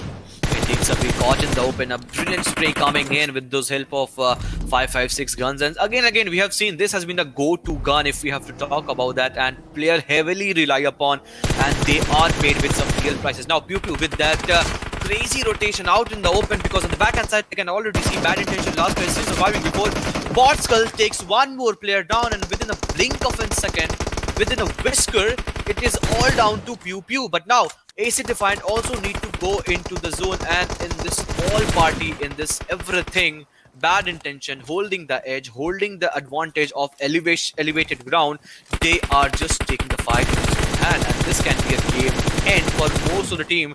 And I guess it's again a chicken for bad intentions.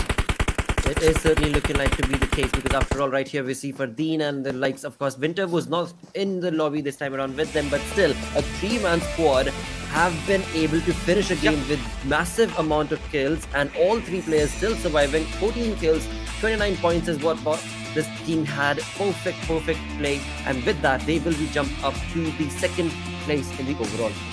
Indeed, they have been bad intentions. Again, we have been talking about this team, the consistency that they bring in, along with that balanced aggression, and this brings down to one more chicken already into the name, and now they are looking up to make a close in to the total points that VNM Legend had, because before this game started, we saw that bad intention was still holding that stronghold of the 2nd position. What they have been able to do rightly in this match also, that VNM Legends did fall prey down in the very early stage of the game. So this 29 points will be helping them to let that lead on which VNM Legend that is sitting to decrease.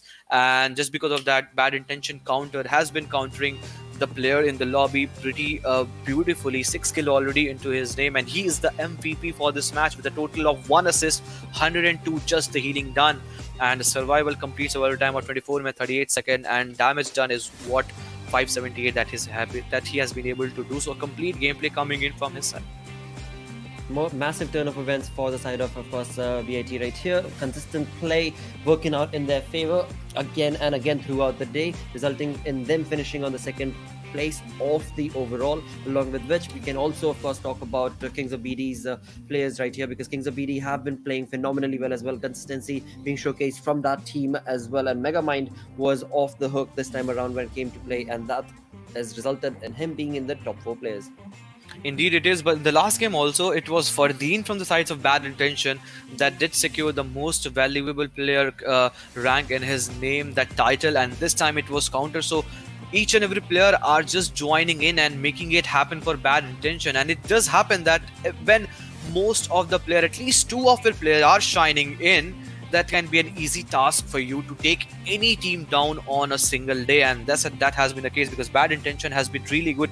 It's the second chicken for the day. In the 4 matches, they secured 2 chicken, and that is a very good ratio. And we just saw Bad Intention, most players were in that match summary list for this match, and with this they also secured 14 kills, so this is a good number.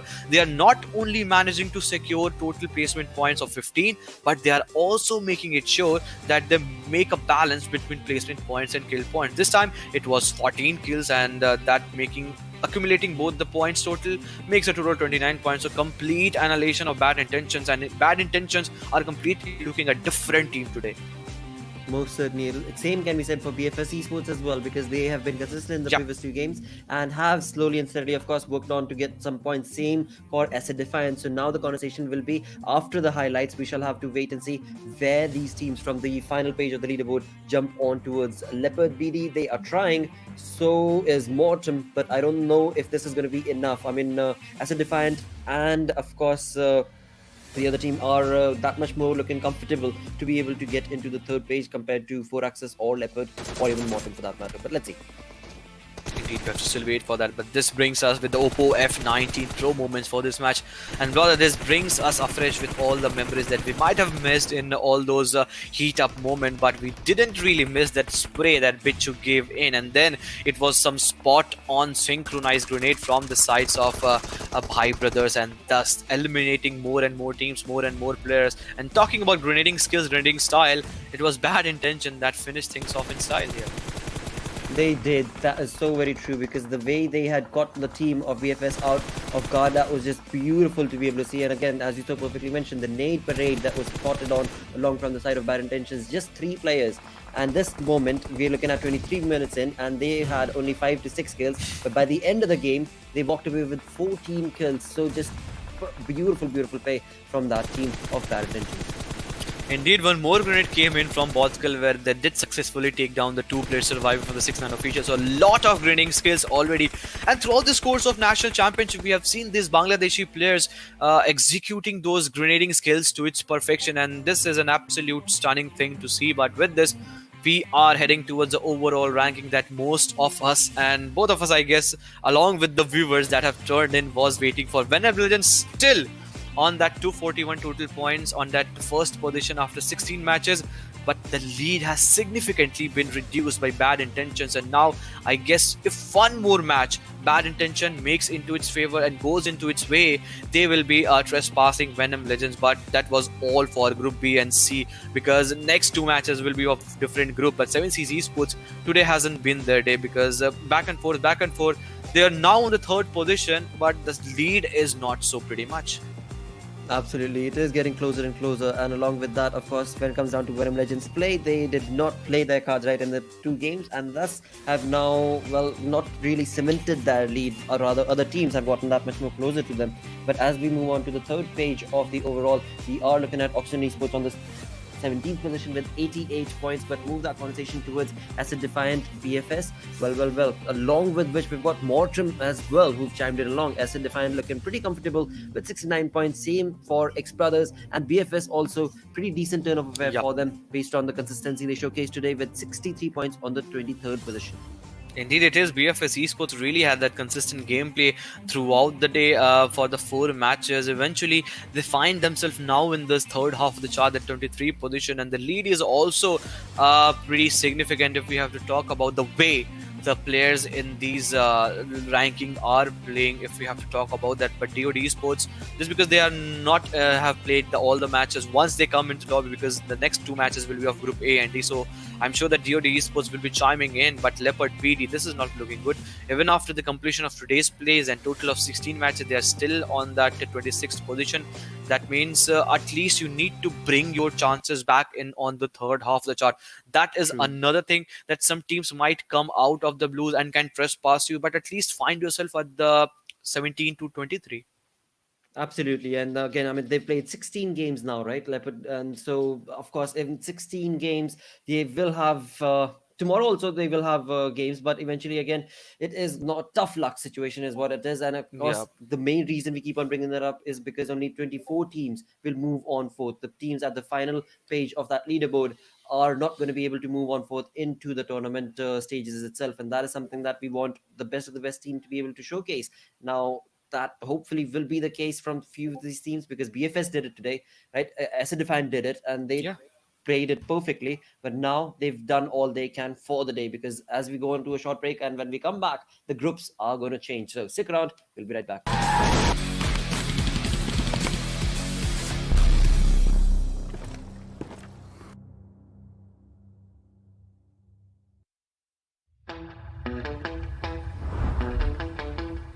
Are you keeping it real? I'm calling shotgun, wanna see my baby run. Oh, what's the word on the sea? Kicking up the dust, if you know what I mean.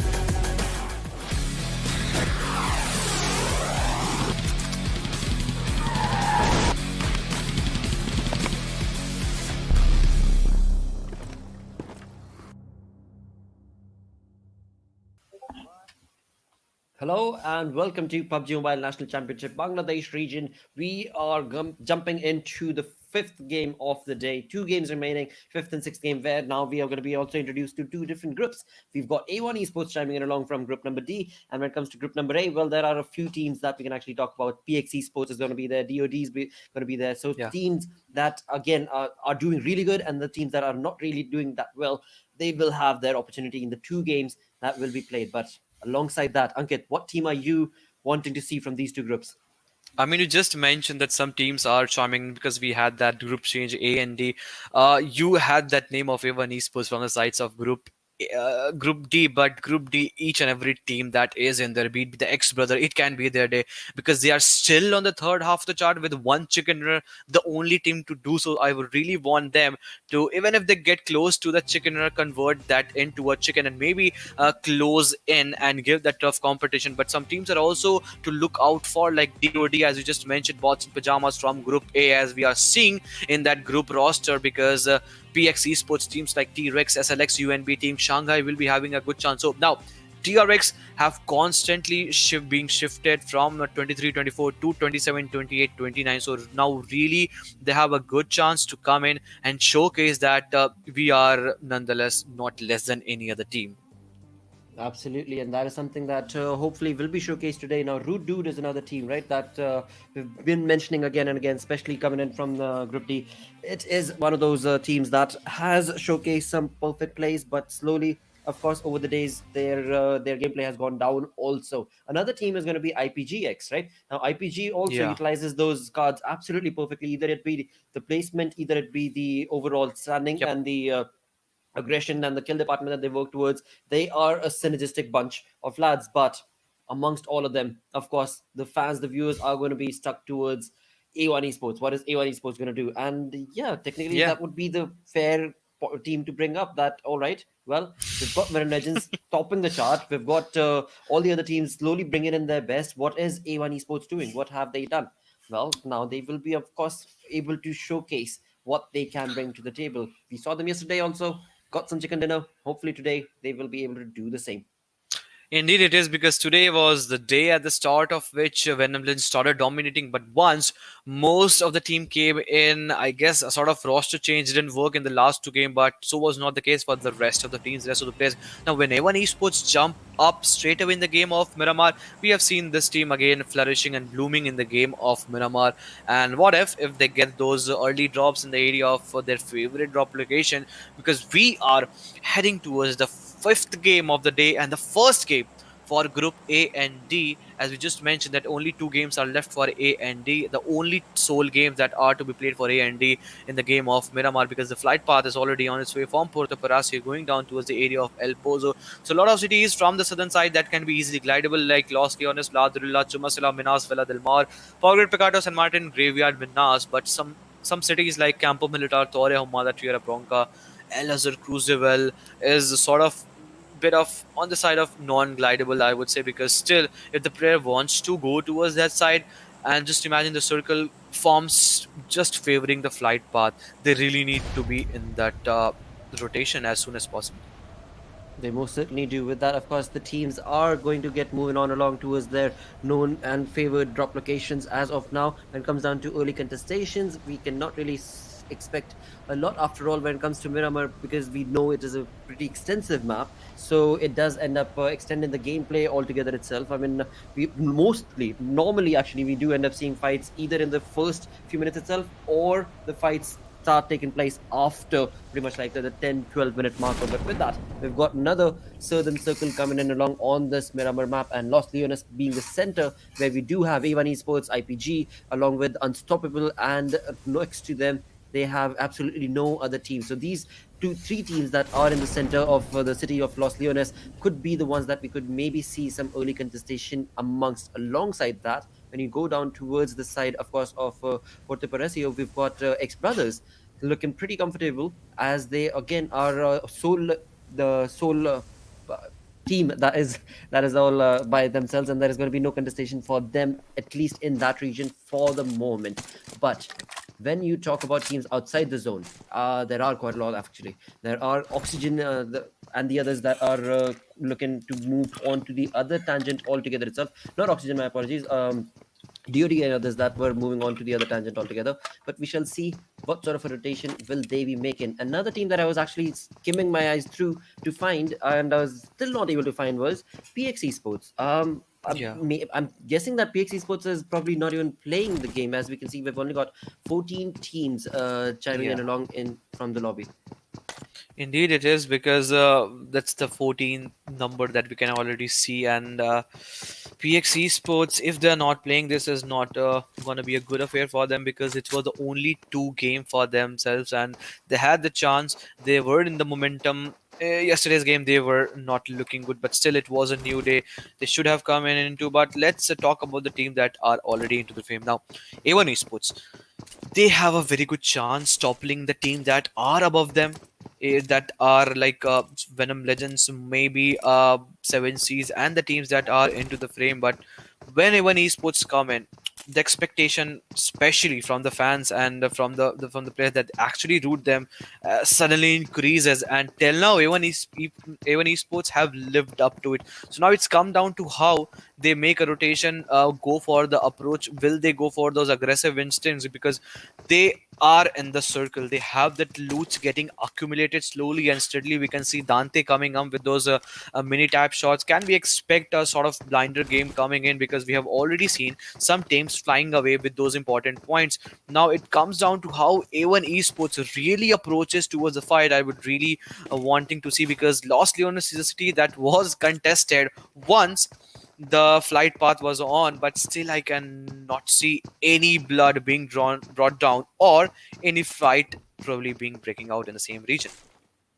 Most certainly, for now, all we can do is just well go through the teams because they're just so busy getting their loot acclimated for themselves and are not even close to each other as of now. We can see T4M on our screens, a team that has had some interesting runs on this map of Miramar, are 550 meters, almost 600 meters away from the zone, and are slowly and steadily going to be getting themselves a vehicle to get that moving on along. But alongside that, as you move on to the utility point, well, again, loot is going to be the most important. So talking about that itself, we are looking at Loser, who is just moving along to get the best of the best loot that he possibly can, and his teammates doing the same. Move on the conversation towards TRZ, another very, very consistent team is what I would say, have been a part of the first page for quite some time in the overall rankings, and every single time they do end up working towards either the placement or the kill department, and many a times both actually. So aggressive team, and again, I'm going to be keeping an eye out towards this team as well as to what exactly will their gameplay be this time around, because after all, like I said, they've been a part of that first page for the longest time, but right now they were moved on down towards the ninth position based on how the other groups have played. And so this team is of course going to be wanting to rectify that and get back into the top 8 based on just the 2 games that they will be playing today itself.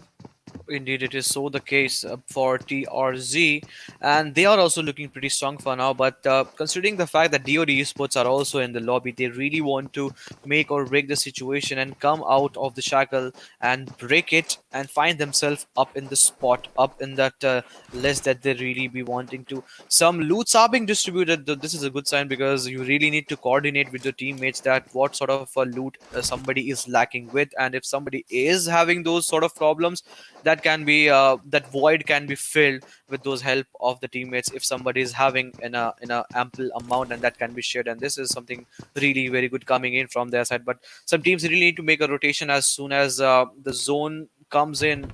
Zone pushes them, blue pushes them, or else if they make their rotation instantly. And I'm talking about one team from the north western side on the area of La Cobreria, and that is of Bots in Pajamas. So now, Bots in Pajamas, they have the same strategies. They love to go towards that northern area, be it with the game of Erangel, where they used to go towards the area of Severny. In the game of Miramar, they love to go towards the area of La Cobreria and Trailer Park and El Pozo. So this has been the same sort of strategies. All they just need to do is to not themselves find them into any sort of fight, but they are traversing, and slowly and steadily, I guess they will be good to go.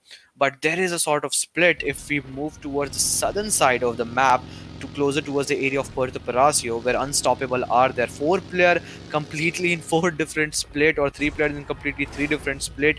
And if any sort of player gets caught in the open, things can be really difficult for them, because in the game of Miramar, even if you are asking and getting your call correct, it can be really tough for your teammate to traverse because the terrain doesn't allow you to do so. Exactly, the terrain can certainly be a bit of a Herculean task to come over, especially in this game, rather in this map of Miramar indeed. And as we move on towards the conversation of T-Rex, now T-Rex is a team that do need a lot of points. There's no two ways about it that this team has been a part of some interesting fights and whatnot, but eventually they have not been able to capitalize on them and are finding themselves on the final page of the leaderboard. So again, they are certainly going to be one of those teams to keep an eye out for. That will they be able to get points working for them well? Driving like that most certainly is not going to give you the kind of points or the survivability that we are talking about or expecting of this team. But eventually, of course, that will be the hope. And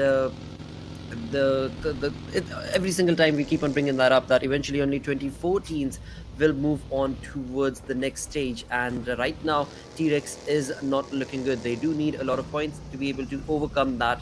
And same can be said actually for DoD as well. Indeed, it is, as just rightly mentioned. But some teams like BFS and AcidDEFIANT has finally managed, when they were playing, to come out of all the blues and started performing, and they were closing in for the chicken. But it will really great to see if teams like T-Rex and some other teams and other players, if they do so. But for now, it seems that we are heading towards some fight. If that happens, I'll be really blessed to see, because you don't generally get to see in just the 9 minute of game of Miramar. But the distance is still pretty much. That means the spot in game, those skull crucking tap shots from Mini can go in and out. And if the player feels like pushing the whole as a team, they can do so. But for now, bots in pajamas, look at the sort of rotation they are trying to do. They could have gone Whoa. for the rotation between Craterfield and water treatment, but so was not the case. They rather relied upon those extreme highways and the roads, and they are coming in. And in that case, they might find themselves up in the blue. But one thing is going to be on their side, that not much of terrain difficulty is what they will be finding themselves, because road offers you a bit of safe passage and an easy movement for now. So it's a good sort of rotation, but realizing the fact that they just don't get more and more damage in the blues. Absolutely, so on point conversation indeed. Because yes, they will not. But again, I mean, this is just the first circle, right? No, second circle. My Yep. apologies. And the damage that they will be receiving is going to be not so Herculean, but of course, since they've got vehicles, they should be able to make that rotation count for themselves and get into the zone. Now, with that, we of course do move on along and have a look at Rude Dude right here, a team that has not been able to get too many points for themselves in the recent past, are going to go up against DoD. DoD is a team that we did just mention right now is on the 4th page of the leaderboard and are also wanting to collect a lot of points. But eventually, will this fight be able to work out in their favor or not, is what the case is going to be. But right now, it is Fardeen from Rude Dude who's pushing on along, wanting to convert this fight into some points and will get a perfect knock onto his Bad Secret. Of course, Bad Secret has his teammate right there, but will the teammate be able to help him out? It certainly does not look like the case, and eventually it is going to be really difficult for the team of DoD to be able to retaliate based on the way Fardeen just cheekily played his style and moved back quickly. Indeed, it is. DoD is not looking pretty good. Sort of a dreadful situation. Some congestion is there from their side, and they're in sort of dilemma that whether to go for the revival or not let that push come in too. Because Rude Dude, we have seen in the past, once they eliminate one player or spot the whole squad, they go for the all-in approach, and same is what we are seeing again and again.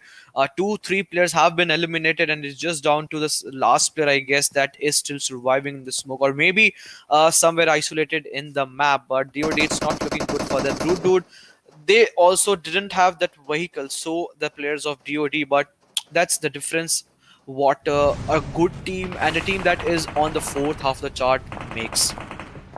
Absolutely, because again, when we do talk about good teams, we've got A1 Esports taking on a fight right here, where NRZ Esports are the ones who are in the crosshair, who have already lost one of theirs, and that's going to be who has just been sent back into the lobby thanks to AR Esports' early aggression. It's only 12 minutes into the game, but things are getting a little heated up down south of the Los Leones region. Move the conversation towards XBET, who are also making that rotation and are going to be chiming in along. Right next to them is going to be Unstoppable and IPG in between. So this is where we can expect a lot of fights being taken place. But alongside all of this, if we move to the west, we have Rudu jumping in along, and Chumasira is where the circle is going to be shifting towards. So all the teams that find themselves near to the Lost Leones region are now going to have to, from the eastern side of the map, jump into their vehicles and rush along, and that is where fights are going to get that much more progressive.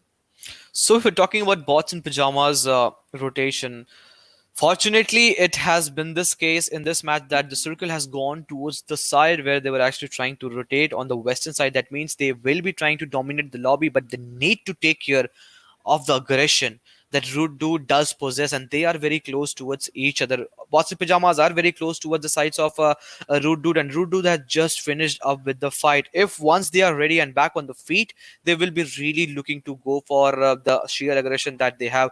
But the southern side is completely being trafficked and is in a congestion like thing because Unstoppable is already there, IPG is already there, and some more teams are trying to make a rotation like XBrothers and SLB from the southern side. So it will be a sort of thing that we can expect some fight breaking out in those situations. And if the team that is holding the edge of the circle can they be able to get the advantage, and then it comes down to how you gatekeep the situation for other teams, and then you have the chance to secure more and more kills that the team actually want at the end of the day, because to be honest, it's the kill and the placement points all in all that you play for. Absolutely, and that is what this team has slowly and steadily been racking up for themselves as well. That's of course going to be Bots in Pajamas right here, who've lost one of their players, making that rotation, find themselves in the zone. At the edge of the zone is where they are, and have a decent area for themselves because there's a lot of openings where they can clearly be able to see if at all any other team will be approaching that situation. Right here, Unstoppable can very well see a fight from the side of Sherlock in XBrothers side, and XBrothers are making a pretty interesting fanned out approach right here, where they are wanting to take the fight on, and Unstoppable, well, interestingly enough, they've actually backed out of the fight for the moment, and Unstoppable have absolutely no idea, and so probably are going to just use a different way to get into the zone. And thus, of course, yep, that's exactly what we're looking at. They have moved away from that and will try and use a different way of entering the circle. Indeed, it is. So Unstoppable, an onslaught was coming in, and that has been deterred away for a moment or the other. But the moment XBrother was trying to go from another side, it seemed that they have come into the way where SLX were already there. One player has been brought down at its knee, and now it comes down to how the player gives the revival and how they balance the sheer aggression that is coming in from the sides of SLX, because they, at the same time, they need the revival and they need to take the fight. And in all these situations, some beautiful grenades and molotovs are being used, and with that, V8069 takes another player down from the sides of XBrother, and this time it is gonna be King. So now it is all down to Sherlock and Fazal that is surviving anyhow, until unless he can be taken down. A grenade was lobbed in. Had that grenade been more cooked, damage could have been more significant, but he really needs to either take the fight in its own course or take some players down, because if SLX are not shunned down, they are gonna be wiping out for sure. They most certainly are, and that is what is happening right here, because SLX approach is really, really good. They've got VAT69 who's coming in from the left-hand side of this placement of XBrothers, and in front, of course, are the other three players. So the flank angle that's been working has been absolutely crucial in creating this push. Only player left is going to be Faisal, but for how long? Because again, the vehicle does let no audio cues to the other players, and now Unstoppable want to chime in along. Now they are actually bringing their own utilities and are going to be trying to take on this fight with SLX, and SLX not looking too good as two players have already been knocked. Two players are remaining, Fury and Orbit, right here on our screens, and these two are stuck at the edge with all of the barrage that is being sent on along from the side of Unstoppable, making it really, really difficult for them to survive for much longer. Indeed it is, but A1 Esports, look at this. The player are now coming in slowly and steadily. We have seen Dante with those brilliant tap shots in the past, and again in this map of Miramar where you get a lot of opportunities to struck those blows onto the enemy's head. But before that conversation take place, so it's another angle on another tangent. I'm gonna head towards another fight that is erupting between Team 4M and TRZ. Now TRZ Sidhu has that opportunity where he can take the final nail down, and the final player has been put down from the side of Team 4AM. So now the player needs the revival. One player has been eliminated, but some important kill will be going into the name of Team 4M. So a lot of ruckus, lot of chaos already being created on each part of the zone. To be honest, brother, because I was not expecting to go this far, this fast. But once the fourth circle blue is just pushing each and every team, they just need to find themselves into the zone, and in that process, most of the teams are just faltering down. And so as this another team, I guess. Absolutely, Unstoppable have a really good placement that they find themselves in, because being on the being on the top of the hill situation has given them a lot of information for so many of the teams. Right now, we just saw them take a little bit of shooting and fragging against the side of Team SANGAI, and SANGAI had to back out of that position. Now Unstoppable right here, another side on the other tangent, are taking on another fight from the side of IPG as well. So Unstoppable have actually stopped other teams' rotations in track and are looking pretty phenomenal. DoD again, it is just phenomenal the amount of fights Unstoppable are taken against them. This is not going to pan out right for them if they're not careful enough, because they do need to be a bit more careful, as there could be sort of like a sandwich situation that we can find Unstoppable in, but we shall have to see for the moment.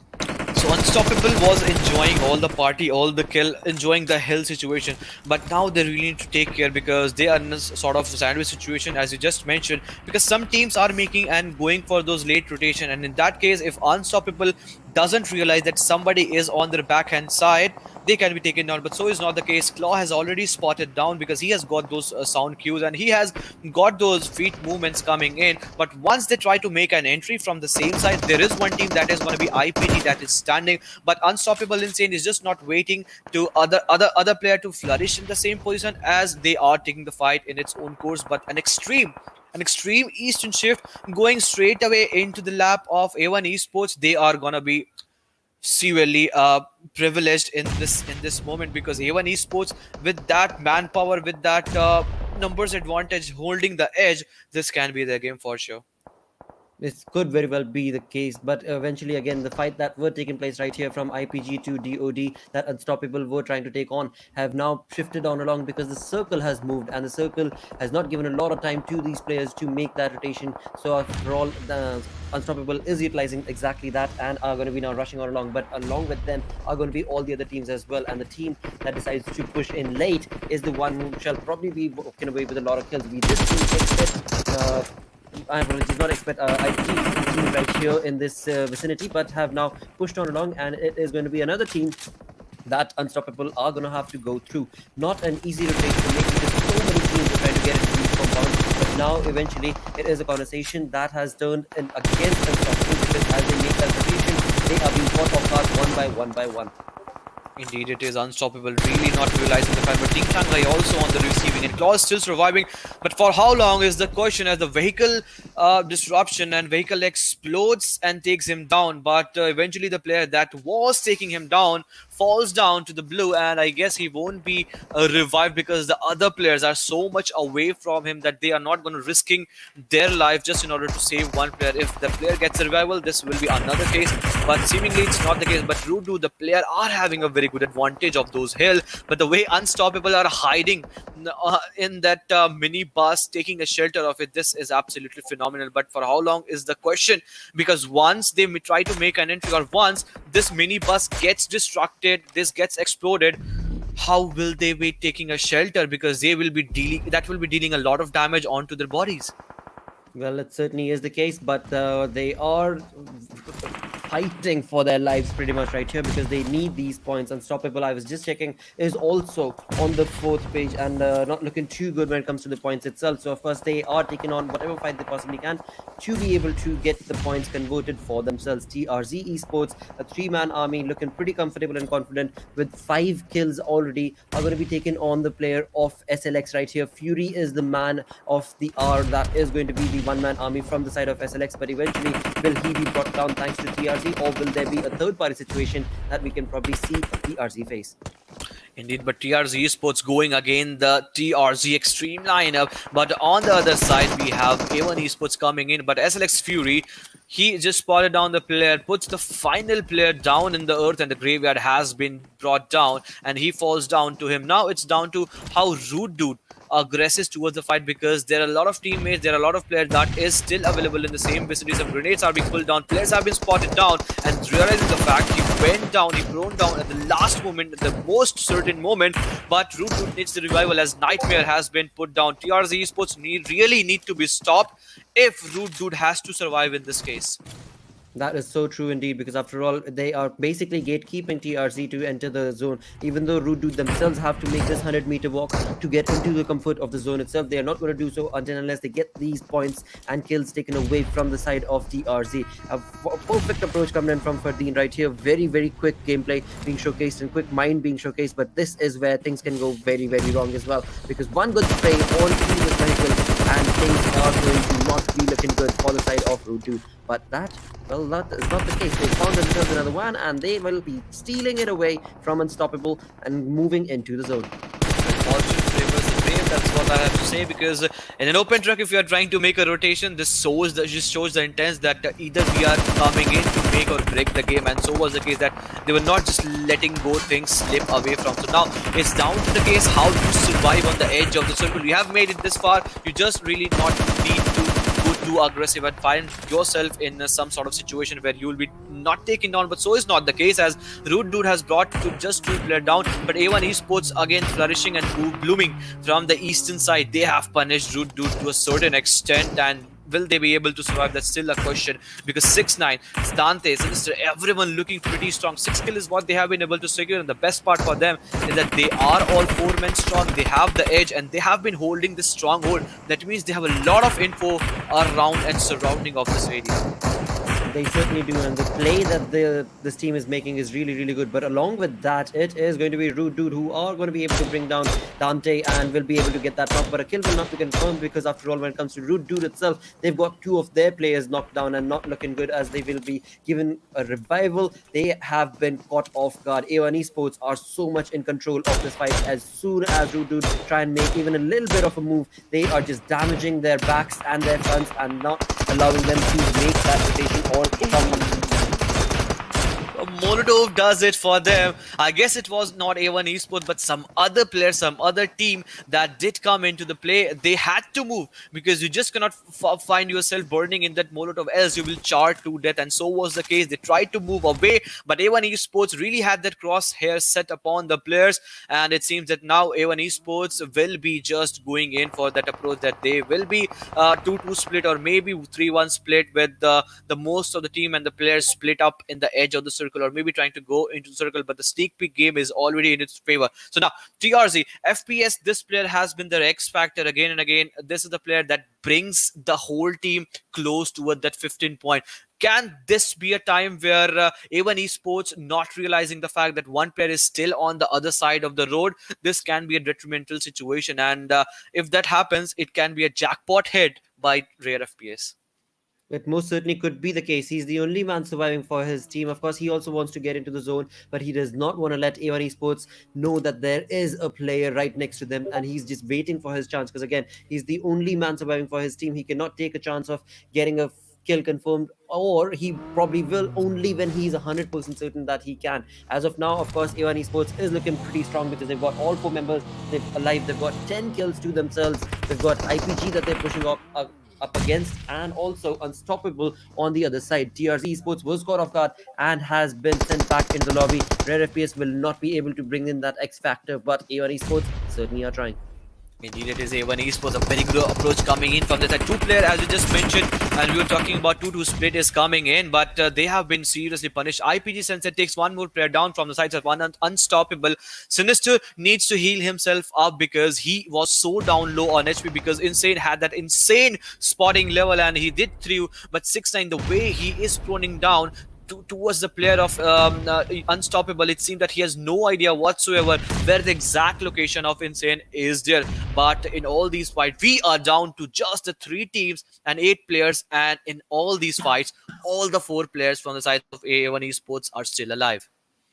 They are looking alive and they are showcasing some wonderful plays for themselves. Of course, Insane right here bringing in some interesting plays for the side of Unstoppable X as well. They needed the points and they have been able to get a lot of points. And right now, of course, being the only being in the top three also, so Insane is going to be walking away with a lot of placement points as well as those skills working in this team's favor. Eventually, this is where it might just be the end of the journey for Insane Unstoppable X, but will he be spotted? Of course, the utilities are being thrown from the side of Sinister as well as 69 Boy, but eventually there is a fight that is lingering on in the name of IPGX for A1 Esports. Indeed, but the molly was thrown down. That didn't do the case, but the gun and the M416 from the side of Sinister will do its case. Now it's down to a 4v3 affair, and the number advantage is already in its A1 Esports side, and so is not in the case of IPG. I guess A1 Esports, if they really take some more player down, just bring this affair down to 4v2 situation. Dante onto the flag angle side,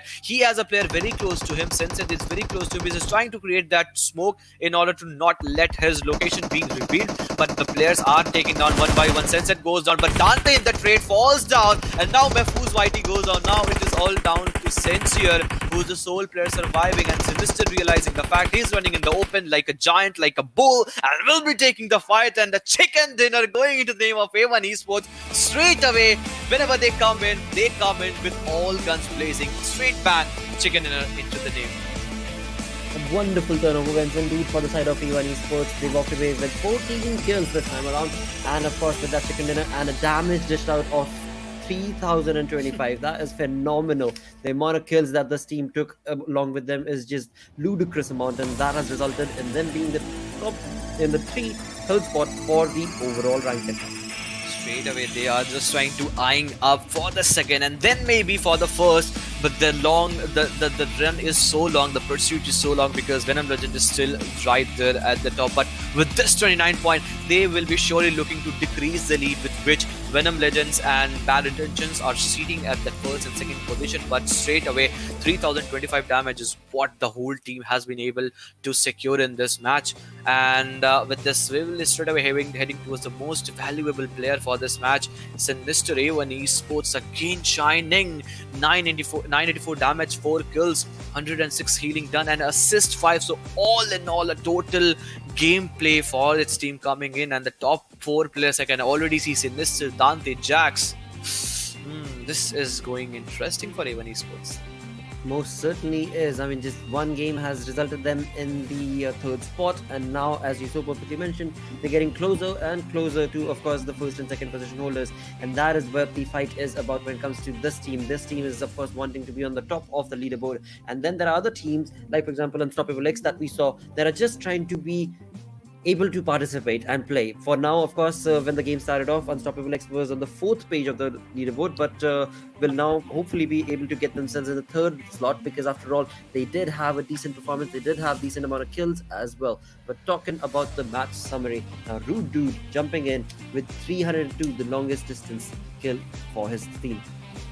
Yes, indeed. Rude Dude also coming in. They also had a very good game, because 12 point is a decent point if you take away from a single match, and so did SLX UNB. So a lot of teams that are on the second half and third half of the chart chiming in with some good real points. Team Shanghai also coming in.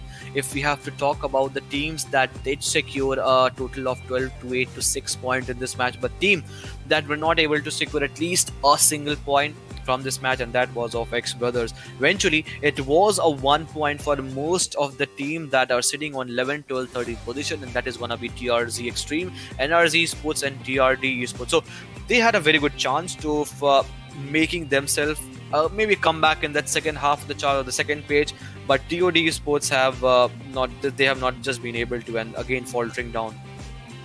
Absolutely, and this has now resulted in, of course, a lot of these teams kind of getting themselves into a bit of a tricky situation with only one game remaining for the day.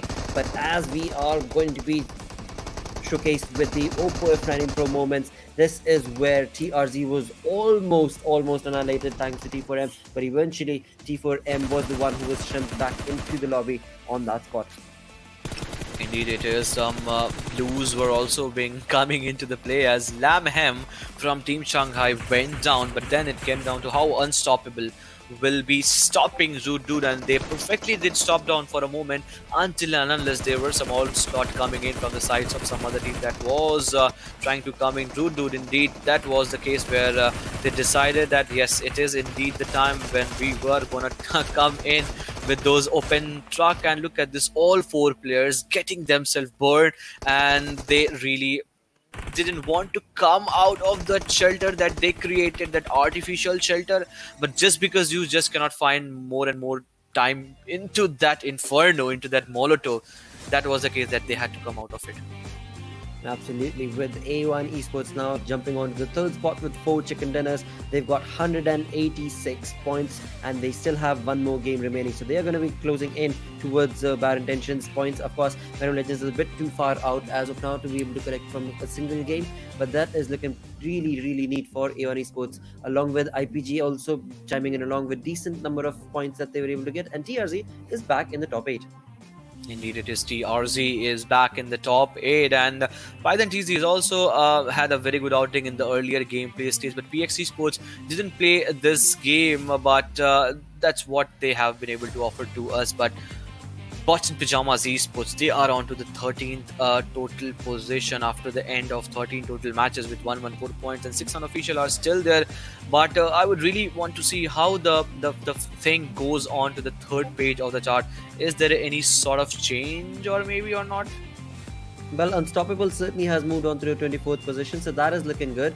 But interestingly enough, if this team has moved up, there is going to be another team that will have moved on down, and that is probably going to be Mortem. Mortem is that one team that might have just moved on along. But let's have a look at it, because after all, 24th position Unstoppable X with 58 points. So how much of a difference is there between 24 and 25? Perhaps is what I would like to know as well. As soon as we move on to that next page, we shall see. But talking about XBrothers, a decent outing, not able to get kills or points this time around, but are still sticking to that 21st position on that third page. So looking a-okay. And here we go, we've got DoD right here as well. So there's 4-point difference between the 24th and the 25th position. So 4 points that will result in either you being in the top 24 or not.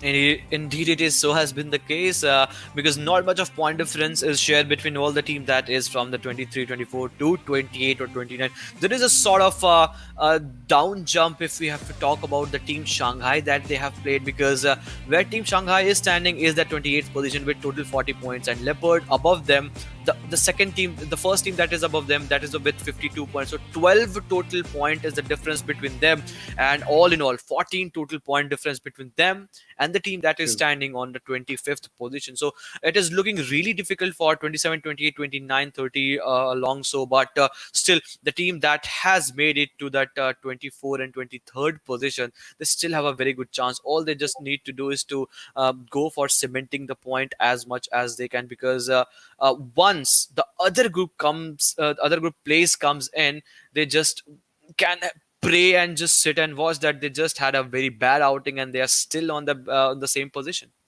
Exactly. And I mean, we've got tomorrow 6 games, right? And that is of course going to be that's it. That is basically it. Those are the only opportunities that these teams are going to get. So one final game that will be played today, and then after that only 6 games remain, and that is it's a tight spot. And of course, as you so perfectly said, these teams do need to solidify that perfect lead. With that, we are going to jump into the 6th game, but after a short break. Be right back.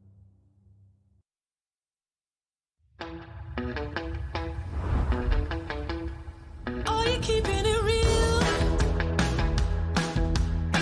I'm calling shotgun, wanna see my baby run. Oh, what's the word on the sea? Kicking up the dust, if you know what I mean. And you got a good thing going. You got a good thing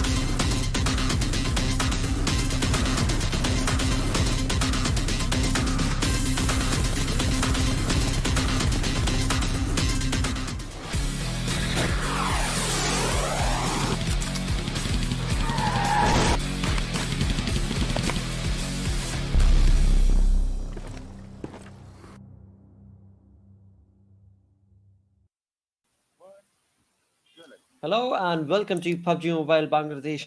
We are going to jump right into the National Championships final game, but for the day final game. And again, I mean, A1 Esports, they are getting close. They're getting real close to the top of that leaderboard.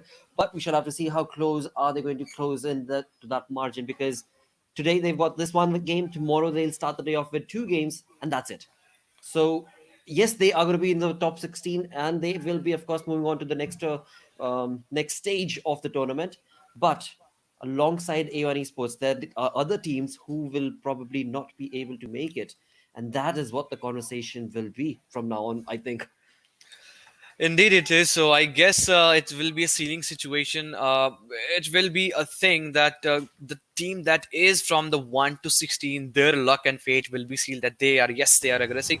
So now it gets trickier and trickier for all the team that are still sitting in the third half of the chart. They still have the chance to be get toppled, because some teams now have started making a comeback. We have seen in the day that some teams have came out of all the blues, and from the fourth chart to third chart. So that means the team that are sitting in the third of the chart, they really need to pray and hope that the team that are sitting away from them still don't perform any better to trespass and overpass them. Exactly. I mean, we've got teams like, for example, DoD, right? So DoD is one of those teams that do certainly want to be able to make it, but then again, so do all the other teams as well, right? For example, Unstoppable X, they moved away from that final page of the leaderboard, but right now also there's not a lot of points that is separating or solidifying their journey into the top 24. So of course, right now this is going to be their third last game, so to say, and then tomorrow they'll have two more games. That is all that these teams will get to be able to confirm. But that also is not it, because it's kind of unfair a little bit in certain sense. They have their games, they play their games, and after that they're done. These groups are done. The other groups are Yeah, then going to come in along, and if the other groups play better than them, yeah. then then they anyways are not going to be able to participate in the top 24. So they better utilize these three games to the best of their ability if they genuinely do want to be moving into the next stage of the tournament. Indeed, so is the case, but I can already see uh, BX Esports again not joining the lobby. That means they will also not be Ooh, the part of this game. So the other teams are still there in the lobby. That means not sort of more early contestation in this match, because once you had that all 16 team into the lobby, you could have expected an early contestation. But with that, we have that first zone into our favor, where Watson Pajamas have now gone towards the area of Jerky, because they earlier used to go towards the area of Savardi, just because the flight path is not favoring them and not allowing them to glide towards the area. They have found that secondary drop location. Now it becomes important to, even if you are going towards the secondary drop location, that you know perfectly where sort of the area you are going to make a rotation, and you don't fall prey and interject any team that is trying to rotate from that side. But this will be a conversation that will be dealing in the later half of the game. But for now, it seems that in the area of Rozok, Unstoppable has a clear contestation where they are up alliance to the team, and that is of TRZ. Unstoppable need all these skills, all these important early points, and that's the reason I guess they are trying to take down the players of TRZ Esports. Now, Merciful has that very good angle of terrace where they have the chimney area, those steel plated chimney where they can take the TPP angle from, because I don't really see anything that can go against them until and unless any player gets on the top of that squad house and takes him away from this match. absolutely. And early fight taken on to the other side of the map as well, where of course it was Rude Dude, and they were the ones at the receiving end, rather, and were actually lobbed and locked. And so that is something that we have to thank NRZ for. Sadly, though, we could not see it on our screens because we have this really tantalizing opportunity between Unstoppable X as well as TRZ. And who will be the one that will become the wiser? We shall have to see. It is more of a stalemate situation for the moment. But as we look onto the map itself, pretty much all the teams are going to be in the comfort of the zone. And alongside that, we move on towards IPG and Sangai, where Sangai certainly do need points. There's no two ways about it. This team is Yep. sitting on the fourth page of the leaderboard, but going up against IPG is not going to be an easy task. I mean, indeed, they really wanted to have take the fight, but it's us that knows that it's IPG on their front hand Right. side, and that is a thing that Team Shanghai don't really want at the very early stage of the game. But at the end, you really need to take the fight. If you are playing in the lobby, you just really cannot shine without outshining those teams that are on the first half of the chart. So if just imagine if Team Shanghai take this fight, or even if they eliminate the early players from the sides of IPG, this can be a really boost in confidence for them. Absolutely can be. And with that, the fight has certainly broken on, and it is going to be between, of course, Unstoppable X as well as TRZ. And TRZ are the ones who've taken the first knock of Unstoppable X. Claw being sent back into the lobby right off the bat. And it is going to be an interesting signal of events because, of course, Unstoppable X is the team that needs the points. They did move away from that fourth page into the third page of the overall standing. But now, when it comes to solidifying that, it is not looking good for the side of TRZ. But alongside that, on the other tangent of the map, NRZ is taking on more fights. NRZ up against TRZ. It's just the first alphabet that has been interchanged, but so has not been case for the NRZ, because NRZ are also looking pretty strong. They have drawn the early blood into its favor, and right off the bat in this game of Erangel, for the last game for this day today, it seems that the players and the teams have come in this match with different intention. In a 1v1 fight, here we go. Sincere goes down. IPG straight onto the back foot. Sincere is still surviving, but is so low on HP. And the players from the side of Team Shanghai has realized that he is falling off because he doesn't have a lot of HP. Now, he is so much isolated from the other player from his other teams, because I can already see the players from IPG is in the radar, is in the vicinity, but are quite far away. So now, what Team Shanghai needs to do is to not let themselves go in the open because that's the thing that Sensed is waiting for now. Dictator comes in, and it all comes down to how he helped his teammate come into its favor. So now he'll go. That vault animation actually took him down. Sensed, he's trying to fall back. He's trying to retreat. Will successfully do, but on the cost of other teams, other players getting eliminated. Ouch moment indeed. Well, what do you know? We've got IPG running away from a fight, and it is Team Yes. Sangai who's got them running, which is just phenomenal. Would not have anticipated that, but that is just the play that has been made right here from the side of Team Sangai, and a beautiful turn of events indeed it has turned out to be, because Team Sangai needed those points and have been able to deliver just perfectly. Alongside that, moving on to a really spread and fanned out approach, we've got Bots and Pajamas, 2 players in Zarki, 2 players in Saverni. Interesting location to create that sort of a fanned out approach. That's really big fanned out approach. Indeed it is, but look at the way NRZ Esports are taking their fight. Left Hand is also looking to bring more and more into its number, as the moment I said Batpo has taken one more player down, Shuvo goes down, and now it is all up to Rage, how he rages the situation. If he rages, he needs to be very much careful, because Molotovs are being straight away thrown onto him. He has dodged at the right point, but once barrage of grenade and arrow of Molotov comes in from multiple direction, he really needs to find himself up. Successfully, unsuccessfully, fortunately, unfortunately, players will be falling down one by one. Some good animation coming in, but before the last player that was surviving from TRZ goes away from this lobby, he made sure that he will bring down Livyatan onto its knees. But a good fight coming in straight away and straight off to the bat. We are up to a very flying start. We certainly are, and with that, we move back to Merciful right here from the side of Unstoppable X, and he is the man surviving on this roof. He has not given away any of the audio cues, so TRZ is on the move. Atomic and everybody, Rare FPS, and all of them are trying their level best to roam on around and try and get the best of the best. But eventually, it is going to be Merciful who will bring the players down. One goes down, that is going to be Rare FPS. Mamba has certainly stopped moving on fourth, and again when it comes down to Atomic is not going to be able to retaliate, because as of now Atomic is down underneath where Merciful is. Indeed, a grenade has been lobbed in, but he's far away. He has dodged that. So I guess a grenade, if that could have been a cooked one, things could have been different here. I guess Merciful, things were looking good in their favor. He could have offered some more impediments, some more challenges, but he since has been eliminated, and he has no cover and reinforcement of his teammates whatsoever. It will be an easy task for TRZ to get that revival come into its favor, and early blood already being brought down. But I would really love to see where the rest of the unstoppable players are already there. We can see in the map they're closer to and closer towards the area where we have that mountain on the southern side of Georgia Pool. So I guess Merciful was trying to do something else and not stick to the plan of his IGL and his teammates, and that's why he has been severely punished. Well, what do you know? That was not the kind of play that was anticipated or expected for the side of Unstoppable. But again, this might be the case what Unstoppable were doing, a two-man split. That is what we just saw Bots and Pajamas do, as well as they are making that rotation into the circle for a round. And with that, we've got the first airdrop coming on along, and this is going to be favoring a lucky team that will be driving alongside this area. But right now, NRZ are the ones who are leading the kill department because they have 5 kills for themselves.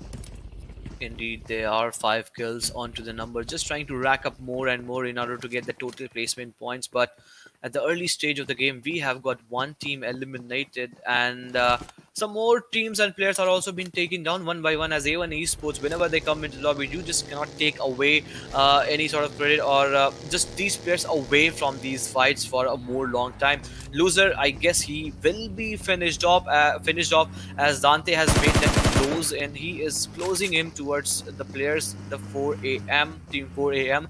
But unstoppable players have also been spotted down, and Dante has realized that some teams and some other players are already there. Eventually, it's us that knows that it's not the team 4M players, but A1 Esports will be really looking up to take more and more kills. Unstoppable really survived that run because had that the spray been more accurate, just imagine his vehicle being burst off, his tires being flattened, things could have been really different. Things could have been difficult, absolutely, for Unstoppable. But right now, for Unstoppable X's side, the only thing they want to do is to move on down because they're only a two-man army. All they want to do is move on down and try and survive for as long as they possibly can. Now, going back to the aggressive conversation and an aggressive stance and start that the team has been able to create is NRZ Esports. Right off the bat, this team did take down players of course, Root Dude, and now from that momentum has just steamrolled into their favor and are just steamrolling across the entire of this map and are bringing in a lot of points. We're only 11 and a half, 12 minutes into the game, and we are looking still at 13 teams that are part of this lobby. Indeed, we are. We started things off with 14 teams. We are down to 13 teams, and still the lobby is looking pretty decent for now because the players that are trying to make a rotation, they are looking aggressive. Just for example of A1 Esports, but we just saw Team 4M are holding up to their compound. But here we go, 2 airdrops, so 2 more opportunities for the players, for the teams to have a loot in its succession, and it's very rare, very rare. So the PUBG god are really favoring A1 Esports here. Exactly. I mean, it's just created for A1 Esports specifically, and that too for two. Amazing. That's just amazing. As you did so perfectly mention that you have to be really lucky to be able to get that sort of opportunity. And this team, A1 Esports, certainly has. Now, with that sort of a loot setup for them, I'm sure this game is also going down into their favor. But talking about teams that are in the zone now, as Circle does shift, makes a hard shift towards the eastern side of the map, Gatka being a part of it. We've got one, or rather the third airdrop that has of course the org right here with the level 3, and of course we can clearly see that alongside that A1 Esports has already looted it Yep, and have left yep, all yep, of their yep. guns and whatnots. Indeed, it is. Karel was dropped down, and I guess Right, yeah. Og has been interchanged with it. And just imagine Og and MK14 and those the level 3 kit, two level 3 kit Exactly. into it already having the 2 players. And I guess some of the players might have already gotten the level 3 kit and level 3 helmet and level 3 vest by looting these rudimentary loot. So A1 Esports all in all looking pretty strong, be it with the gunpowder, be it with the shielding ability. They can really have some good game into their number. And we just saw the weather circle made a shift. They are still holding the edge, close to edge, what they are trying to do. And here we go, the moment we were trying to say and we were trying to commend the way they are trying to move in, they have started making their mark up, and they will be really looking to annihilate the lobby because they have the best of the best loot among all the other players that are present in this battleground. Well, the game's not done yet. As we move on along, of course, there will be a lot of opportunities for A1 Esports to be able to utilize those guns, but same along can be the conversation for NRZ as well, because this team has, as we did just see, created a lot of kills into this game, and right now they have a team right next to them. If you look onto the mini-map, we've got a team in green, and that is something that is so very close that when NRZ do find out, as they are trying to get that information, they are certainly going to retaliate. And T4M, well, they are one-man short, so that's not looking good. Rude Dude on the other side of the map are also not looking good, as they are at the receiving end thanks to TRZ's Atomic Nightmare, the second player that is being lost and sent back into the lobby. So Rude Dude also with just a two-man squad into this game. Indeed, it is, and it is going to be a difficult task, a daunting task for them if they need to go close toward that chicken. All I just want to see from them is that passive approach that can come in handy whenever you are just down to two player. But then again, Rude Dude are that aggressive team. At any point, at any moment, they can do that 2v4 situation, and then that if that happens, they can really be really good to go, because these are some sort of team that really highly rely upon those kill factors, and they don't give a shit about those placement points all in all. Well, GG play indeed. Unstoppable right here, moving on alongside the players of TREX, who is all by himself. It's anyways a three-man squad of TREX, and what is this dude doing all by himself? Rajesh has been spotted. He will nevertheless be able to bring Hassan down, but eventually Unstoppable will be able to get that confirmed kill and will be able to revive his teammate as well down. That again leaves TREX's players with just two-man army. Danger and Arcat is what we've got as far as those teams are concerned. NRZ finally have the information against the side of T4M, and will they be retaliating? Yes, they will. They've got a burst damage coming in from the Bad Boy, but eventually Bad Boy will not be able to make anything off of that. Of course, spray that he showcased. Spidey, we can clearly see, was of course received a lot of damage over there. The rotation T4M were trying to do has been stopped, and NRZ are in with a push. A perfect spray is what is needed, and eventually this will turn into an all-out war. But boy, oh boy, what a perfect timing for Bamboo to step out, and now this has turned into a very precarious situation for the side of NRZ, because NRZ did not anticipate that sort of a barrage coming in from the side of T4M, and T4M are looking so very good. It has turned into a 1v1 battle, where of course we've got one player coming in from the side of T4M, and Sajid Lopi, the only man remaining from the side of NRZ. Kills are being confirmed again and again. Marcos is the boy, is the man of the hour, because who is just slowly bringing the numbers down. NRZ being yet another team that has been sent with only a two-man army. This game is turning into a two-man squad battle. Indeed it is, but the best thing that Fari has done, that he has given the revival at the right point at the right time. But here we go, A1 Esports into the third party situation, trying to make a move into its own way. Now this is getting trickier and trickier. They can get all those kills, but before that happens, a grenade comes in and Marcos has been taken down, and so does the final player from the sides of Team 4AM, and within the blink of an eye, within a whisker, they have been put them down, but now they are going for that extreme hard push. NRZ Esports realizing the fact that they are now being slaughtered down by A1 Esports. Dante is on the left hand side, he will be taken down, Backboy takes him and confirms the kill. Now it's all down to 3 players, but it's all down to Bad Boy. Now he needs to do 1v3 situation. This is going to be a very tricky affair. He has gone for that grenade approach. Look at this. A1 Esports, the player knows that grenade has been lobbed in. The players are so clever, so clever. Absolutely. I mean, that is what happens when you've got so much of experience, you know. That is what A1 Esports says, and that is what works in their favor every single time. T-Rex right here caught drifting out in the open in the farms. The farmer did not like it, has been brought down, and that has now resulted in Danger being the only one man surviving for his side, for his team, and T-Rex not looking too good, because this team also was at the end of the leaderboard and wanted points, but sadly that is not going to be the case, at least for today. Tomorrow they still have 2 more games remaining. Maybe in the 2 games T-Rex might be able to do something different, but this time around He's been caught off guard and he is in the open, so going to be really, really difficult. And TRZ are pushing on alongside with all 4 members of their team. For the last 2 minutes, a complete cataclysm is what I have been seeing in this game of Battleground, because A1 Esports, they are always ready. The approach with they go, whenever they hear any sort of sound cues, any sort of guns that they get to see in those 300, 400 meters, they're just ready for it. It's just that the moment they wait for it and they go in with all guns blazing. Eventually, they took some kills into the number, but sadly, they had to lose on to one player, and that was of Dante. Again, a circle shift towards the southern side, and each and every time A1 Esports plays this sort of game, it's the circle that favors them. Yep, the circle favors them, the drop favors them. I mean, it's just Everything. turning out today in the game is certainly favoring A1 Esports, and so is the case for the team. But eventually, of course, they are also a 3-man army, as Dante was lost in that push that they created. But eventually, of course, they have a lot of points working in for themselves as they push on along into this game. We are 20 minutes in, 9 teams still remaining. And talking about Team SANGAI, this is the team that started it all. IPG, the way Team SANGAI pushed IPG off of their rockers was just so phenomenal. And talking about another team that we do want to be able to see some decent plays from are both these teams, actually. Root Dude as well as XBET. They both need to be creating some wonderful opportunities, but they are stuck in the open trying to take out this fight.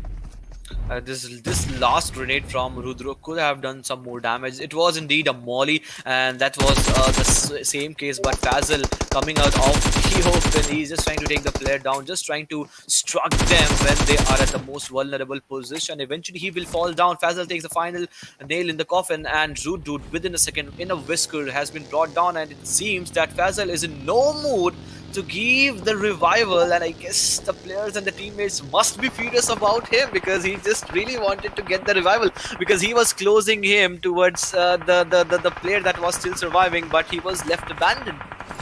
Well, he certainly was. It is the 5th zone after all. Faisal himself did not have a lot of HP on him. But one thing that they could have certainly done is exchange a little bit of medkits. They probably did not even have medkits, sadly. And that has now resulted in him being the only man surviving for his team. That's going to be XBRothers Faisal. But move that conversation towards what's happening inside the zone itself. It is DRZ pushing on towards the players of Bots in Pajamas. Bots in Pajamas once again caught in the open, out in the farm. TRZ's all 4 members rushing in along and making the push count has resulted in Razor being knocked, Mr. BBC not having a decent placement, and again all the utilities that he is trying to give away are also giving away information towards the players of TRZ, and the fanned out approach that TRZ is bringing in is going to be a bit of a difficult ride to be a part of. But on the other hand, DoD has just taken the final player down, Fazal, that was anyhow trying to survive in the same calamity situation. But it seems that BBC is receiving some more shots from Sidhu, and he will be eventually taken down. Now it's all down to how the rest of the player retaliates at the onslaught that is coming. A grenade has been very much close, brought down, and it seems that he will be taken down, but some other players, and that is going to be of A1 Esports. So you just cannot take away the way A1 Esports are trying to find themselves in all these fights. TRZ Esports again finding themselves into this farm area, as we were just mentioning. But A1 Esports 8 kills already onto them. They have lost 1 player, but the way they are panning out the matches, the way they are playing, it seems that they are still 4 men strong. They certainly look the case, and with that we've got DoD that is being in the process of rescue from SLX, and SLX is a team that, again, when it comes to the numbers advantage, they have all 4 members alive. They're not caught out in the open because they have a compound that is going to be working for them. But over here, TRZ's 1 final player and Bots in Pajamas, all 3 players are just eagerly, steadily waiting to be able to retaliate and give a little bit of that aggression that TRZ showcased back to them. But that has not yet happened. SLX are now going to have to leave their compound as the circle is going to get moving on along, and as it does so, all 4 members will find themselves in the open. But along with that, have they given the information away? Are they going to be part of another team's crosshairs? Not yet. Okay, so this team has certainly made a decent rotation for themselves and now are going to be part of the circle. Indeed, it is. They are just trying to sneak in with all those actions, but will they be able to? That's the question, and that's the question of the hour. But they're still trying, and that's all what we need to do. But look at this, TRZ Esports. I guess he has that MG3, the new meta, the new gun into its exclusivity. And can we see some good spray coming in? Because we have known about this gun, that this is a gun that really damages on its own way when used in that prone down approach, and he is doing so. As soon as rear FPS, the player has been spotted down from the south side of Mortem Pajamas. He will be taken down. I would have wished to see some more shots coming in, but so was not the case. At Mortem Pajamas have really spotted on the players. Now it comes down to the 5 team and 12 players, but since said the sole player surviving onto its own, he is left all lonesome, and so does from the sides of Shanghai and also DoD. But the case is from the sides of Shanghai that the player could have been given the revival, and yes, revival is the case. He has been given the revival, but SLX on the other hand, they are taking fires in its own course. Genghis now he's trying to dominate the lobby when most of the players have been shut down. There is a complete congestion, a complete traffic. If we see on the western side, the players are trying to make a close in, but DoD are also trying to move apart the way they are trying to do, and this is not looking good for Team Shanghai because the player has been knocked down. He was given revival a moment back, but he's just not able to find himself in the top spot. But A1 Esports out in all the blues. They are still surviving with 3 players, and dead kill is what they have been able to secure, and a 2-1 split. That means they will be able to gather more and more info, and just because of that, they will also be able to secure 2 more kills and throwing out Team Shanghai off this lobby. 12 kills is what this team is sitting at right now. Of course, we do have A1 Esports at the top with Jax taking a lot of those kills away. Look at that. I mean, as I bring up Jax, he is part of that kill feed once again, and that AUG being the question and answer situation that Jax has been showcasing to the entire lobby. Apart from that, SLX, I have also 3 players surviving, DoD with 2 and IPG since said so very close to A1 Esports' position, but he is in the bush, so he should be able to survive for quite some time. We've got 4 teams remaining and 25 minutes in. 8th circle going to be brought on any minute now. Indeed, it will be. But A1 Esports have a very good chance again to making up, closing to that mark. And as I just mentioned, AUG is already into the hands, and he is just onslaughting the players. Jax has that 6 skill already into the name, and he is making the most of that exclusive weapon, that exclusivity that it brings out of the thing.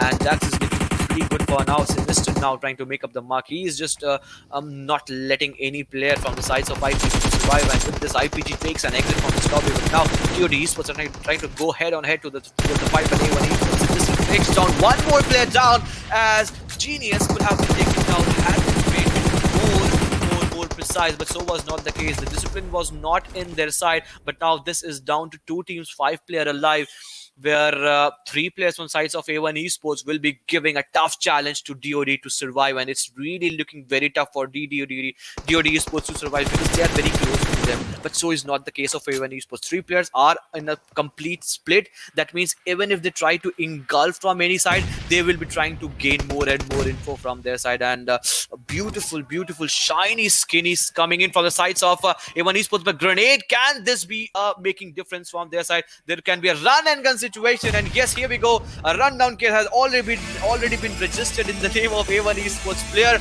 Again, back-to-back chicken is what A1 Esports has been able to secure. 17 kill. Straight out the bat, 17 kill. Look at the number, Daughter. That is just a massive turn of events for this team. Absolutely annihilation is what this team has showcased today, and just 2 games, and what a massive play this has.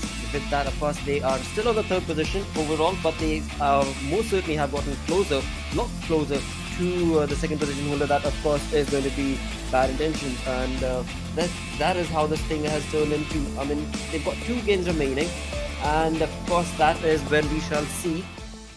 Tomorrow rather, sorry, is when we shall see how much more close are they going to be able to get to VNM Legends. But with that, talking about MVP, it is none other than Jax with 6 kills, 905 damage, healing of 184, but 2 assists on top of the kills as well. So yes, Jax was on point, and again, these guys were given the gift of that level 3, not only 1 but 2 level 3 kits, so that worked spot on for the team. And again, talk about the circle. The zone was just favoring them. The shifts, even though shifts were made, the rotation that A1 Esports made, it was just as if they read it even before it happened, and it was working just for them. I mean, it has been the case for A1 Esports. The moment they step in, there is nothing that they left get. There is no stone that they let that stone get unturned, and that has been the case for A1 Esports. Sinister again in that maximum assist list, but DoD, they also did pretty good thing in sort of securing a good total positioning points. At least 12 points is what they have been able to secure from this match, and 3 kills adding to it, a total of 15 total points, and they really wanted. They were in a position that they really wanted. They badly wanted this total 15 points, and finally they have been able to do so. And so were SLX UNB, because these are the teams that were on the 4th chart. Yep, that is true, and that has worked out perfectly for these teams. Same can be said for Team SANGAI as well. Walking away with 10 points is a decent affair. TRZ Esports being consistent enough to maintain their positioning, but eventually as we move on along, this is where things were not looking good. Unstoppable were not able to get enough points for themselves. Rude Dude had a very rude start thanks to NRZ, who won the conversation towards TREX. They tried their level best, but were only a 3-man army in this one, and of course were caught in the open by the end, as we saw. Indeed, it was the case, as Rude just mentioned. They were just caught off guard, and starting things off, we had the Oppo F19 Pro moments for you, where some players were already being taken down, already brought to the knees when they didn't really expect. And this was something that I was really waiting for. NRZ Esports making a push, and straight away they were eliminating. Here, I guess Merciful was just so impatient, and because of that, he was sooner or later eliminated. Rajesh, I just don't understand why the player single-handedly tried to go for that clutch approach, because TREX other players were there, but he was so very much away from these teams, from these players, that they couldn't given that ample amount of cover fire. And again, moving the conversation towards where we had that sandwich situation where NRZ tried to take the fight in its own hand, did take the fight, did eliminated Team 4M, but as soon as they realized that they have taken one more fight, A1 Esports pounced upon them. Absolutely, and were able to absolutely decimate the competition. Moving that conversation towards XBET right here, Faisal was the one who was able to bring down both the players, the final players of Rude Dude, but was not allowed to survive for too long as he got into the zone. DoD was just waiting and to pounce onto the lad. But that conversation moves on towards, of course, 7 teams remaining in this moment, and TRZ were looking pretty comfortable. I mean, they were 4-man army and they had a fanned out approach, but BIP just got the better half of that fight against TRZ. Bots in pajamas were really looking very good until and unless FPS started taking the most of the situation, and they were brought down to this moment. And A1 Esports 6'9" boy, I guess a rundown case, a hit and run case must have been registered onto his name as finisher things off in style. You have heard in the past, I have heard in the past, but this was a real glimmering start for them. Wow, 109 placement points, 109 kills coming in from the side of A1 Esports, 218. That is just GG play coming in from this team. Only 4 points shy of where, of course, bad intentions are sitting as of now. So this is going to be an interesting affair to see tomorrow when the day starts off. The team is going to be playing again. A1 Esports have 2 more games remaining. So it will be interesting to see how big a leap will they make in the 2 games tomorrow. But move the conversation towards the next page. Again, for now, we have decent outing for so many of these teams. Bots in Pajamas right here on the 12th position. There was a moment when Bots in Pajamas was on the first page, sitting on the 6th and 7th. But hopefully we can see that happen tomorrow.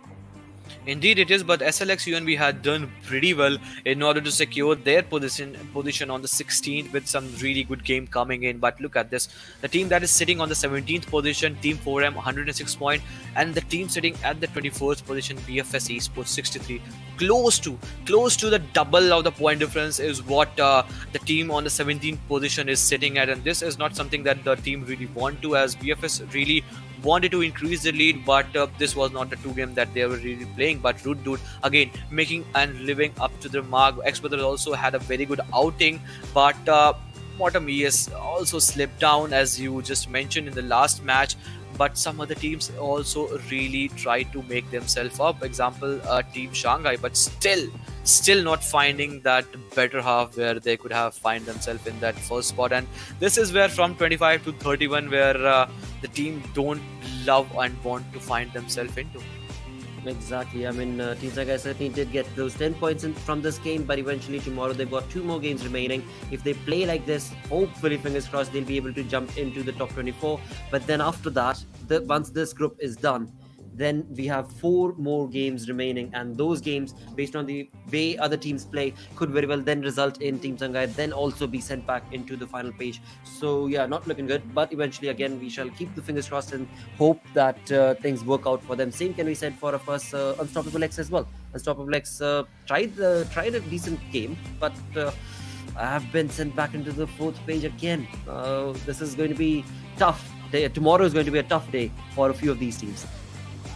Indeed, it is 8,038 damage. Kills is 51, but still not finding themselves up in the mark, and that's what has been for the ex-brother in the case. But I really want to see once uh, the players and the teams get into group, because from here they don't have got much of chances left, because the team that are still on the first half of the chart, they're still trying their level best to get close to that 1, 2, and 3 position, and so are the teams from 4, 5, 6, and 8. And another sort of competition is going between the team from 16 to 31, that which one team will be trying to topple themselves up. We have seen Mortem ES that was on the third half of the chart, that did slip to fourth half of the chart. They really didn't do anything bad out there, but it was just the good gameplay coming in from the team that was on the last half of the chart. So they really had that very less sort of error where they can actually had that on. True, and again, I mean, talking about Mortem, they will have 4 games tomorrow, so hopefully they'll be able to utilize those. Again, cannot really say much, but can only expect that these teams do bring in the best of the best performance for tomorrow. Is the final day. Tomorrow is the final day, after which, again, as Ankit did mention, a few of these teams we're going to have to say bye bye to. But along with that, we also do reach the end of our stream for the day. Thank you all so much for tuning in. And thank you to Oppo F19 Pro for making it all happen. We'll be back again tomorrow. Until then, take care. Bye bye.